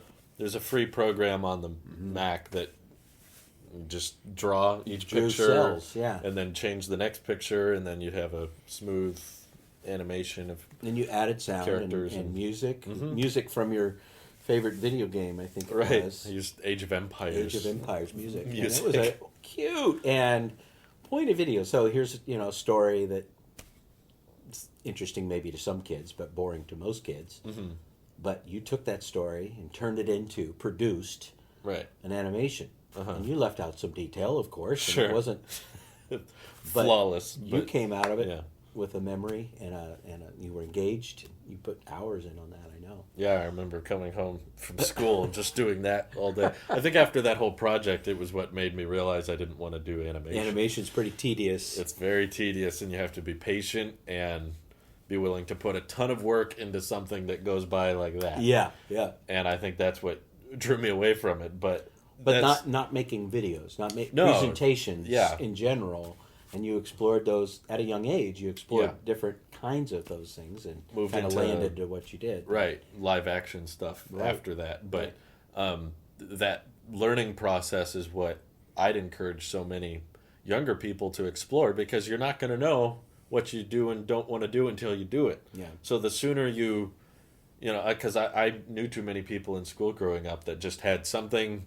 Basically, they picked a job position so that when people asked them what they're going to do, they had a simple, one-word, quick, here's my major, or here's what I want to be, and they've never done that before. Yeah. They don't really know anything about the job. It's just, it sounds interesting. I think you were with me at a football game here in town, and they parade out the candidates for Queen and King of Princess and Prince Homecoming. Yeah. And they have to, as a part of they make a little bio, and it includes their goals. Similar thing on graduation night and different things. He's going to be either a professional football player or a fighter pilot. She plans on being a veterinary medicine worker and a blah, blah, blah. And it's like these kids, they have such lofty aspirations, and it sounds so cool. Yeah. Yet, where are they? I mean, if they're a junior, senior in high school, and they're not pretty sure on the track for those kinds of. I mean, if you're going to be a professional athlete or a fighter pilot, you're probably picking the two most difficult fields Yeah. to get into Not and easy and to at all. make it. Yeah, yeah. I mean, it's a lofty goal, and God bless you if you can pull that off. For But sure. it is. You have to be able to deal with rejection. Over if and those over. are going to be your goals. Yeah. And and if you're on a cruddy football team, and you're a senior, and you don't even start. Yeah, you're not going to be a professional football player. Mm-hmm. And kids aren't used to that. When kids at the level I taught, everything is still yes. I want to be a basketball player. Good, go for it. Mm-hmm. I want to be a writer. Yeah, awesome. I want to be a scientist. That's right, go for it. Yeah. Everything's yes. You start to hit junior high, high school level, you're going to start to get some no. Right. You're going to start to hear, I'm going to be on the starting team. Or I'm going to be on the travel team for basketball. You didn't make it. Right. There's a no. Yeah. There wasn't a no before. Mm-hmm. And if they can't deal with that, man, where are they going? That's a real difficult thing to come Right. through. There's no backup. And... So there's something about your educational experience that needs to be engaging at a very young age. A lot of people would love to be where you are. I'm sure there's a lot of people that watch your videos and go, I want to do that. Oh yeah. I know you've said how frustrating it is for people to go, well, I could do what he does. It's unintentional, I can tell, but most people, when they watch one of my videos or I tell them what I do for a living, the next response is, I could do that. Yeah. Oh, that's it? Really? That's all you do? You just talk about Apple computers? Which I'll concede a little bit and say it is pretty sweet. I would much rather be doing this. But it didn't come without a lot of work. You have, True. What is it? Malcolm Gladwell talks about 10,000 hours to mastery. Lots of trial. Well, you mentioned earlier all I used to make were videos. We had the animation phase where I did pencil drawings and I was like, okay, this isn't. Before that, I think I wanted to be a fighter pilot. Yeah. And I think it suddenly clicked in my head, thankfully, at a pretty young age that, okay, for one, most people who try to be fighter pilots don't become them. It's a lot of rejection and a lot of training. And then I was thinking about where the future of, because I've always been obsessed with technology. Yeah. I think that's the running theme throughout all my childhood phases is cars and jets and it was guns and it's all cameras and it's all comes back to tech. Right. That's like the running. Right. And I was realizing that the future of fighter jets was probably flying drones from an office somewhere. Yeah. I was like, well, that's not what I want. In a trailer in Las Vegas desert with piloting a joystick. A plane over in Afghanistan. And then someone who I've never met telling me in an earpiece what to do the entire time. It's like, I don't think that's what I want. I just envisioned those movies with dogfighting pilots and they fly around and shoot. That's what I thought it was. And I was like, I don't think that's where the world's going. So I got off of that, got more into film and animation and then the live action movies and stuff. And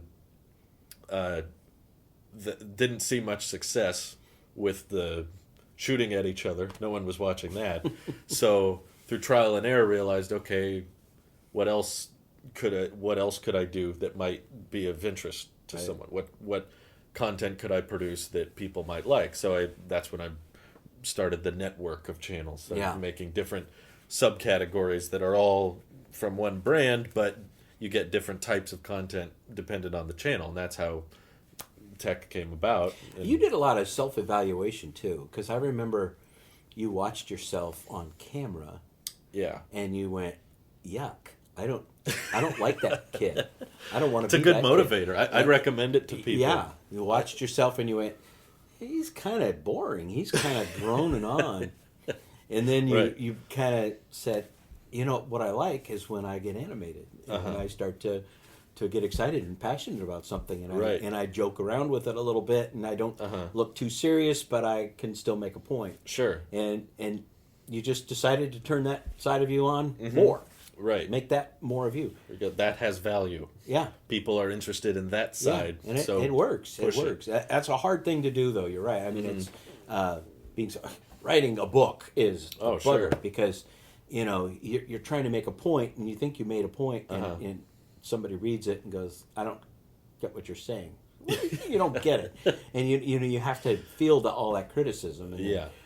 I imagine when everybody that's watching now buys Of course. this, there's going to be a lot of feedback that's going to say, he's kind of pushy, or he's kind of... Because I do describe this as a rant Yeah. of a sort. After It's a 30, little 30 intentionally years, pushy, yeah. it's intentionally, this is what I think, and you don't have to agree, but Right. it's my book. Yeah. I don't mind... So if you want to get to know me and my there's some, past, it's this is meant it. to be light and humorous and Sure. readable. Yeah. But I'm bracing for how I deal with criticism. Sure. Because there'll be plenty, I'm sure. Yeah. Well, I hope so. I invite it. You're But how I'm I deal welcome with to it, have this talk. I need to. It means there's people reading it anyway. Yeah, that's And- where you start. Yeah. It's definitely difficult for people to think, how are you going to deal with that? You think of all these political candidates. They probably have the best interests in mind when they start down that road. They Probably. want to help people. Yeah. Teachers are that way. We want to help people. We want to find a way. But then comes the criticism.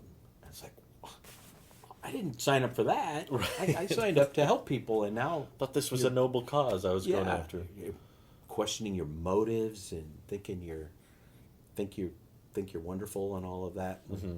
The truth is, I just want to help people. I want to find people who can be helped and Sure. offer something, and they have to be in a position to receive. And I describe myself as someone who you might see at a trailhead of a long hike. Yeah. And they're, you're just getting out of your car, and you're about to go on this long hike, and here's this crusty guy over there, and he's all dirty, and he looks at you and goes, "Hey, where are you headed?" And he's like, "Oh, we're going to do the summit." "Not in those shoes. You'll never make it." That's And how you is that feel. all the water you got? Yeah. I don't think you're going to make it. I see myself as that guy. Yeah. Unsolicited, Sure. steps up, but caring. Yeah. And having been there, I did Right. the hike. Yeah, yeah. I know some stuff. Right. I probably know more than you. Yeah. And yeah. so I'm going to offer that, and it's going to come off a little bit crusty and angry and direct and all the things you probably shouldn't be with people these days. But Yeah. at the same time, boy, do we need that. Yeah. You can't just ignore those voices in our life. And, Right. I've been criticized for being judgmental, like by kids, like by a sixth grader. Turns in his paper and it's littered with mess, and I can barely read it, and Yeah. spilled food all over it, and he turned it in, and I give him a low grade and tell him, we should fix this, and the other thing, and they're like, "Why are you so judgmental?" I worked really hard, and I gave I understand you that that's your paper. job.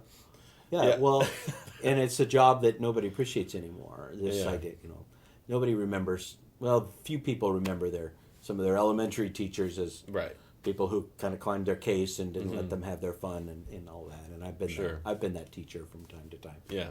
But that idea that it takes some criticism, it takes some difficulty to improve, and not everybody's ready for that.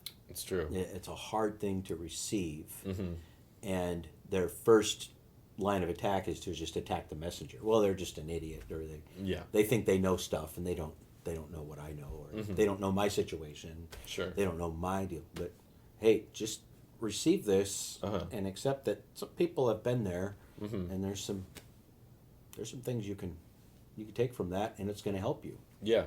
Yeah. That's Valuable. I hope so. I I think hope it people be. can receive it. Because I think I had a very blessed and lucky childhood to have parents that knew what they were doing and knew how to Well, we knew how to fake it. how to fake it, at least knew how to spend time with me but set me up for success. And I think there's a lot of core values you taught me and my sisters that are gonna just forever be applied, like long into our future, even into our middle-aged to elderly years. We're still going to be likely carrying a lot of those values, and they'll be helping us. So that's what I mean by, when I say I owe who I am to you. Oh well, That's, I mean, you were blessed, and that in a lot positioned of ways. me in a way for success, and I know not everybody has parents that do position them that way, either intentionally or unintentionally. They don't realize what they do that harms them, and Right. what they do that doesn't set them up for success, or they push them too hard in places where they shouldn't, or they don't push hard enough Yeah. in others. So I'm all for promoting it and letting more people know about your values, because I think it went great. So if more Well, people thank can you. have that, Yeah, then that's what I'm hoping. that's is that wonderful. There's people that can receive it. I know there's people that need it, oh yeah, but it's, can people receive it? Are you in a position? And it's like an old Zen master parable about this man who went to see a great Zen master, yeah, and he sat down with the Zen master and started telling the Zen master all the wonderful things he'd already achieved, hoping to impress him, yeah, because he wanted to become his student, and he figured only the best could become this guy's student. Yeah. So as he's speaking to this guy, the Zen master started pouring some tea for him, and he started to pour the tea, and the teacup filled up. yeah, And this guy's still going on and on about himself, and his teacup starts to fill, and it fills all the way up, and it starts spilling all over the table. Yeah. And the guy finally stops and goes, "What are you doing?" Uh-huh. And the Zen master said, "You're like that cup. You're You're so so full." full, you can't receive Uh-huh. anything else." And I think for a lot of reasons, people are very full. Yeah. They either taken in a lot of information, or just because of their own doubt or insecurity, they're afraid to receive either criticism or direction, Right. because they don't want to feel like they don't know everything. Sure. It's like guys are like that particularly. They don't like to do stuff that they've never done before, because they'll look like an amateur, and that'll Or make get them look bad. directions. That's the Yeah, cliche. yeah, though. yeah. Well, I've never been to this town, and I don't know where the 7-Eleven is, and I'm stopping to ask directions, or do I just drive around until I find it? Right. Yeah, I'm just so full of. I'm so afraid of being seen as an amateur, or less than I tried to present myself as being, that I can't receive. And so, this book would go well for someone who's Ready up for to receiving. receive, yeah. It'll not go so well for people who, you don't know my kid, or you don't Yeah, know yeah. you don't know my situation, or If you're I'm full. I'm a single parent, Yeah. which I address a lot with that. Uh-huh. I've never been one, but I've sure worked with a lot of single parents, and I've seen Yeah. it go very well, and I've seen it go very poorly, Uh-huh. both. So I think grandparents. I've only Yeah. been one for a short time, but Uh-huh. but there's a role that I play in that relationship Right. that I think is important to figure out, and they're all based in some principles that are pretty simple to follow. Lots of stories. Yeah, I certainly think that the internet in particular probably helps and doesn't help simultaneously with filling people with ideas, and they can find people that agree with them, so Yeah. it can empower a lot of bad ideas Right.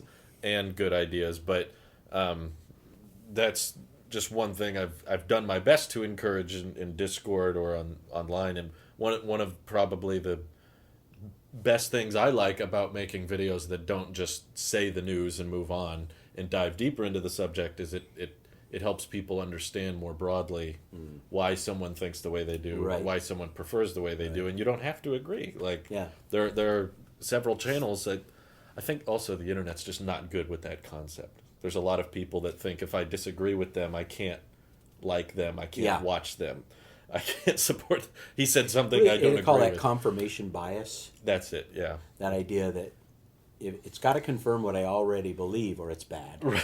It must be wrong It must information be wrong. if it doesn't Yeah, support my yeah. theory. And So- that's going to be a hard way to live long term. Yeah. And with the way the world takes a turn constantly, and things Sure. go different than you expect, and things are different for you than they were for me at your age. Oh, yeah. All of those things I need to be ready to receive.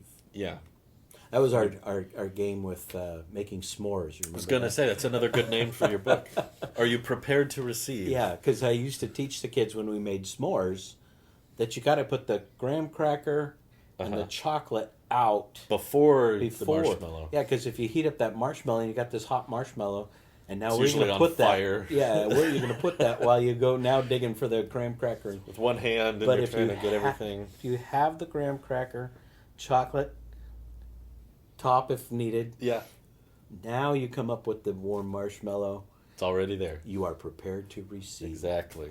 That's it. We have to say that now every time we make s'mores. Or Oh, do you? Any time that comes up, whether you're there or not, we say, Are you prepared? prepared. Actually, we were at some graduation party with s'mores, and me and Louise, who also follows through with your advice, we set out everything first. We heated up our marshmallows, then someone else came by and thought those were for everybody. Oh, they man. took them.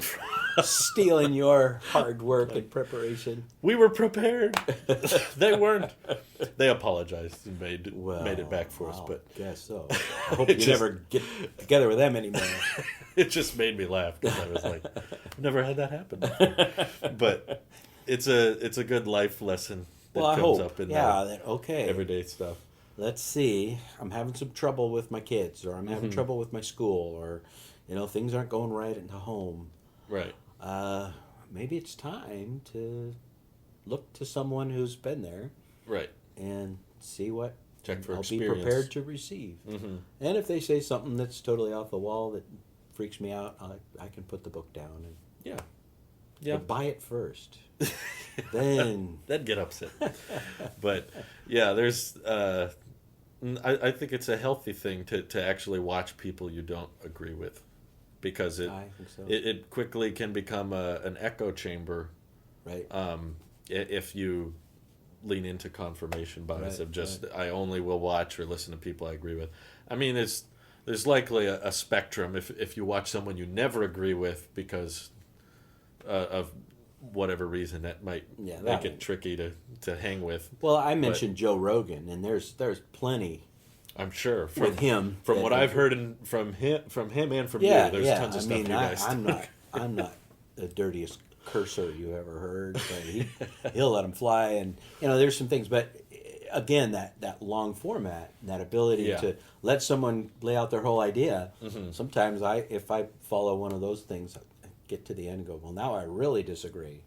If I didn't before, now I know all the reasons why. And I think but on the other hand, you get past the soundbite approach to understanding an idea, to understanding, okay, there's some real deeply held values and beliefs that this person is presenting. Right. And I can appreciate that because I have those. Yeah. And I've been, people disagreed with me or have different ideas than me. So I know that there's good people out there that differ in opinion with me. Of course. And I don't have to agree with them. Yeah, yeah. But at least I understand they're not just some evil Satanist Right. murdering thief that is out there threatening my life. That's not typically the case. I think it's very common on the internet that I've experienced a lot is association of if you believe this, you must also believe X, Y, Z. Right. And I think that's for those curious. That's why we don't talk about spirituality or religion much on the internet. Yeah. At least at Taylosif is just because we know that's how the internet will perceive that most of the time. You must hate this. You must not like this, and that's not the case. And you get labeled very quickly, and it doesn't even have to be as deep as politics or religion. You just with EV or tech all the time, you get wrote off as well. If you defend them here, you must be a fanboy. You'll defend them on anything. Yeah. Even I joke a lot about the EV channel that I've been called a Tesla fanboy and a Tesla hater on the same video. It's like, which is it? Yeah, it's like if you say something bad about them, that means you hate everything they do. There's no making you happy. And if you say something you like anything. Yeah. So if you're getting both, I don't know what the end. You must be in the middle. if you're just going to label someone based on any opinion, then the internet's going to be very boring. Right. Because all you can possibly find interest in is one-sided, like-minded people that just say they can do no wrong, they will always be perfect, and there's no issues. And There's Have you no ever- disagreement. Do we have time for a story about Yeah. Heine the donkey? I don't remember. What's that? So Heine the donkey, there's two kids who are gonna take him home. I guess they bought Heine, and they were bringing Heine home, leading the donkey home, and they passed by this little house, and people are on the porch, and they said, "Why are you both walking next to that donkey? At least one of you could be riding on Heine." So he jumped up there, and one of them started riding. They passed by another house, and somebody said, "Well, why do you have to walk while he gets to ride? Why don't you both get up there on Heine?" So they got up there on Heine, and they were riding, and Heine was kind of having trouble with two people. Yeah. They passed by another house, and they go, "You people are cruel. Look at that poor donkey trying to carry both of you. Why don't you get down off of there?" And in fact, I'll shorten the story a little bit. Okay. In fact, that poor donkey's so tired. Why don't you give him a ride? So they went down and they picked up Heine, and they started carrying him along because he was pretty tired. And they had to cross this bridge, and it was sort of a swaying, one of these rope bridges, wherever this went on. And they were going across the bridge, and they kind of lost it, and they dropped Heine off the bridge, and he fell 300 feet into the rocks to his death. Oh, no. And the moral of this story is, if you try to please everyone, you're going to lose your Heine. I've never heard that one. That's good. I don't think. Yeah. I didn't make that up. Okay. I embellished it. It's got some truth to it, though. It does. Especially It's with all the variety of personalities on the internet. You're not going to please everyone. Nope. You can't. Sometimes not taking a position is just as divisive, I've discovered. Well, and if you're going to go with religion and spirituality and stuff, you're going to have people that you think agree with you disagree with you.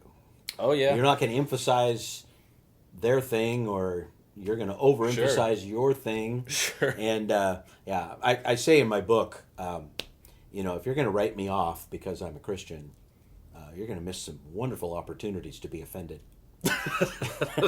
You just are, because, and I know for certain that there are going to be religious Christian people who are going to totally disagree with some of the things in the book, and there's going to be some people who agree, and some people who just kind of let you have it because they think you're nice, and that's fine. No, I've gotten into many debates and many disagreements with those who I guess you might label as the same beliefs as mine. Yeah. But we just have different opinions on how it should be. Right, and they'll fight you just as hard. Sometimes more. And people on social media, certainly not all, but there's just less of a filter. They just really love to... You can say anything. Yeah. There's no backlash. You don't have to look someone in the face. Right. Like I can attest, I've never gotten anywhere close to a negative comment on videos or my channel in person, either from people who recognized me. Yeah. And I'm sure and that does happen. I was with him when people walking up from, and we're clear out of state. People walk up and, "Hey, it's Telosi Day." Right. And then I'm sure there's likely been a few sightings of people that didn't want to say anything. I hate that guy. He's an Apple notice, fanboy. They won't come up and say anything. No, yeah. There must have been a chance, especially with the response videos people have made on me that got tons of views. Yeah. There's a very high likelihood that there's been someone who wasn't a fan that recognized me. And you deal with that okay, don't you? I think so. Do you lose sleep over the fact that there's people that have totally made channels to counterpoint your... Not lose sleep. The comments don't bug me. I think what's probably kept me up at night or bugged me more is conversations in Discord, that because you feel like it's not just one word attacks. It's sometimes in-depth discussions with people you know pretty well. You've had other talks with, and you trust them and you know them, and then they'll have just a way different opinion on something that you didn't expect, and just go, "Really? You think like that? Are there other people that think this way? It just makes no sense." And those types of in depth, feels more like a disagreement with a friend. Yeah. That type of thing might bug me a bit more than. So now response in the videos teaching and- profession, you can have, a parent show up at the door, and they're there to chew you out Yeah, for they're how just you angry. handled something. Yeah. Based on the report from their kid. Yeah. My son said you did this, and I'm going to tell you what. And you're like, that didn't happen that way. Or, that never happened. Or, Sure. well, my kid never lies. Really? You believe that? Yeah. Where's your problem? I could say something similar happens, I guess, with response videos, because in those you don't have a voice, Yeah. and the person editing the video gets to control the narrative a lot more. Right. They can pick and choose the arguments they go after, or the big one I had was being labeled as Bendgate denier, Oh. which was never the case in the video. I never once said it didn't happen. Denied. But that, when the phones were thin and were When the- bending when people sat on them. yeah, when they're I flexing remember you too saying, much. if you got a $1,500 phone, I wouldn't put it in my back pocket and sit on it on a Right. on a wooden bench. Well, there was a lot of lack of research on my part. I'll admit okay. there were things I missed, but the title in the association was he denied it happened, which was not was not the argument I was going for. Right. My argument was more about news of the phones flexing, and then evidence in some court case Apple presented that they knew that the thinner phone would be more Oh, okay. flexible. So it was a controversial So they were like, they knew it would bend. conspiracy. And I was saying, yeah, they know that when metal is thinner, it's more prone to bending. They're aware of that, but they likely realized it would be a relatively small problem. Now, iPhones sell in extreme volume, Yeah. so a 0.01% of iPhone problem is going to look big. Look big. That's going to It show up affects a lot of people. tens of thousands of phones, but Apple probably realized it was a small enough issue. It wasn't going to matter in the short Can you term. imagine being a part of some corporation, some enterprise that has those kind of numbers, Oh, yeah. and the decisions you have to throw out there and just say. I remember when one of the early iPhones, Steve Jobs, The antennas. he remember? said, "Yeah, they're not having the same problem we had with our first phone, but okay."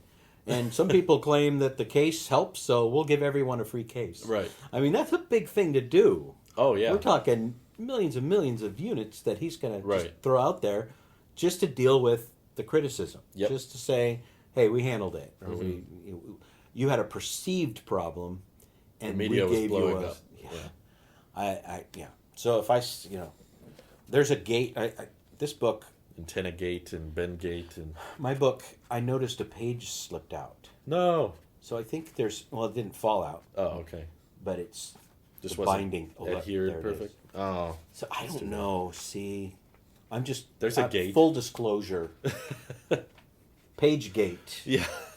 Raise Well, we your don't know own if it's dang a kids. one-time issue. 'Cause Yeah. This is the only copy you I have. have right? a survey of one. Okay. One book was examined. We've got one so far. So We'll far. see if that's a running issue. Otherwise, get out the duct tape. Fix it up. I want these books so worn and dog-eared from people just poring over them, Reading through them all. rereading Yeah. sections, and finding new help and new ideas. Sure. That some of the pages might fall out, and that's good because you're just Been used. it's used. Better than it just sitting somewhere. It's like an instruction manual for raising your kids. Yeah. That's a pretty valuable one, I'd say. Don't lose that one. No, But open it up once and now again. we thought about starting a whole organization. We'll just call it Own Dang. Oh, dang. So you could have raise your own dang kids and like fix your own dang car. There you go. And make your own dang furniture. Start your own dang YouTube channel. Yeah, there you go. So we could Can have keep this the going. Own Dang Ministries or owndang.com. I like that. I don't know. You got to register that Copyright quick. register. Someone's going to take it. Yeah. Well, I did notice someone just before I released this, somebody put out raise your own, and they used the real D word Oh. that I wasn't allowed to use as a child. Yeah. They used that. So it's a little different. But It's a little different. A tad raunchier, huh? Well, I don't know. I didn't read it, but Okay. it looked like a lot of good ideas about helping working with your kids and doing stuff with them and activities to do with them, all of which are in here also. And we can attest from the podcast we last did that you've had this name idea for much longer. Yeah, much longer. We have evidence. So I think maybe they snagged that. I don't Yeah, know. they might have. I don't know. They use the real D word, so they don't have quite the same. Yeah, if your kid's walking around as you're reading the book and sees what you're reading, that might not go over as well. Dang might be fine. I have to cover it up. But you have any final recommendations or No, questions? Or... thank you. Yeah. I hope at least 1/3 of the entire audience that Drew has Everybody's will gonna purchase. Everybody should want this. And if you like stories about Drew, they're in there. There are also stories with the other kids, my own stories. And it was a very, I don't know, cathartic. It was a good experience for me as a retiring teacher to get this stuff off my chest. I'm glad it's out there now. Because Yes, there's a lot of good stuff, I think, that was just I hope so. stuck up there. It was stuck up there. It come out of me at a teacher's conference. Sure. It would come out of me, podcast. talking with people. But now it's publicly available. I made it cheap because I just figure my first book shouldn't be a $50 volume. But I was actually surprised at how thick it came out. Did they make it? Is that about as cheap as they can go? Because I know Teespring had some rules about how low I could sell I it. think I could do it. No, I think that's the right price. That's the price. That's as low as it gets. I think the ebook is 10 and the That's a normal paperback price. is about 14. So Cool. It's not a big investment for such an important endeavor. Very important. You want your kids to be like Drew. Right. So I hope it better get that book. Yeah. Well, thank you all for those who made it to the end and for hopefully finding some useful information or stories in all this. And check it out. We'd appreciate it. Thank you all. Have a great day. Bye-bye.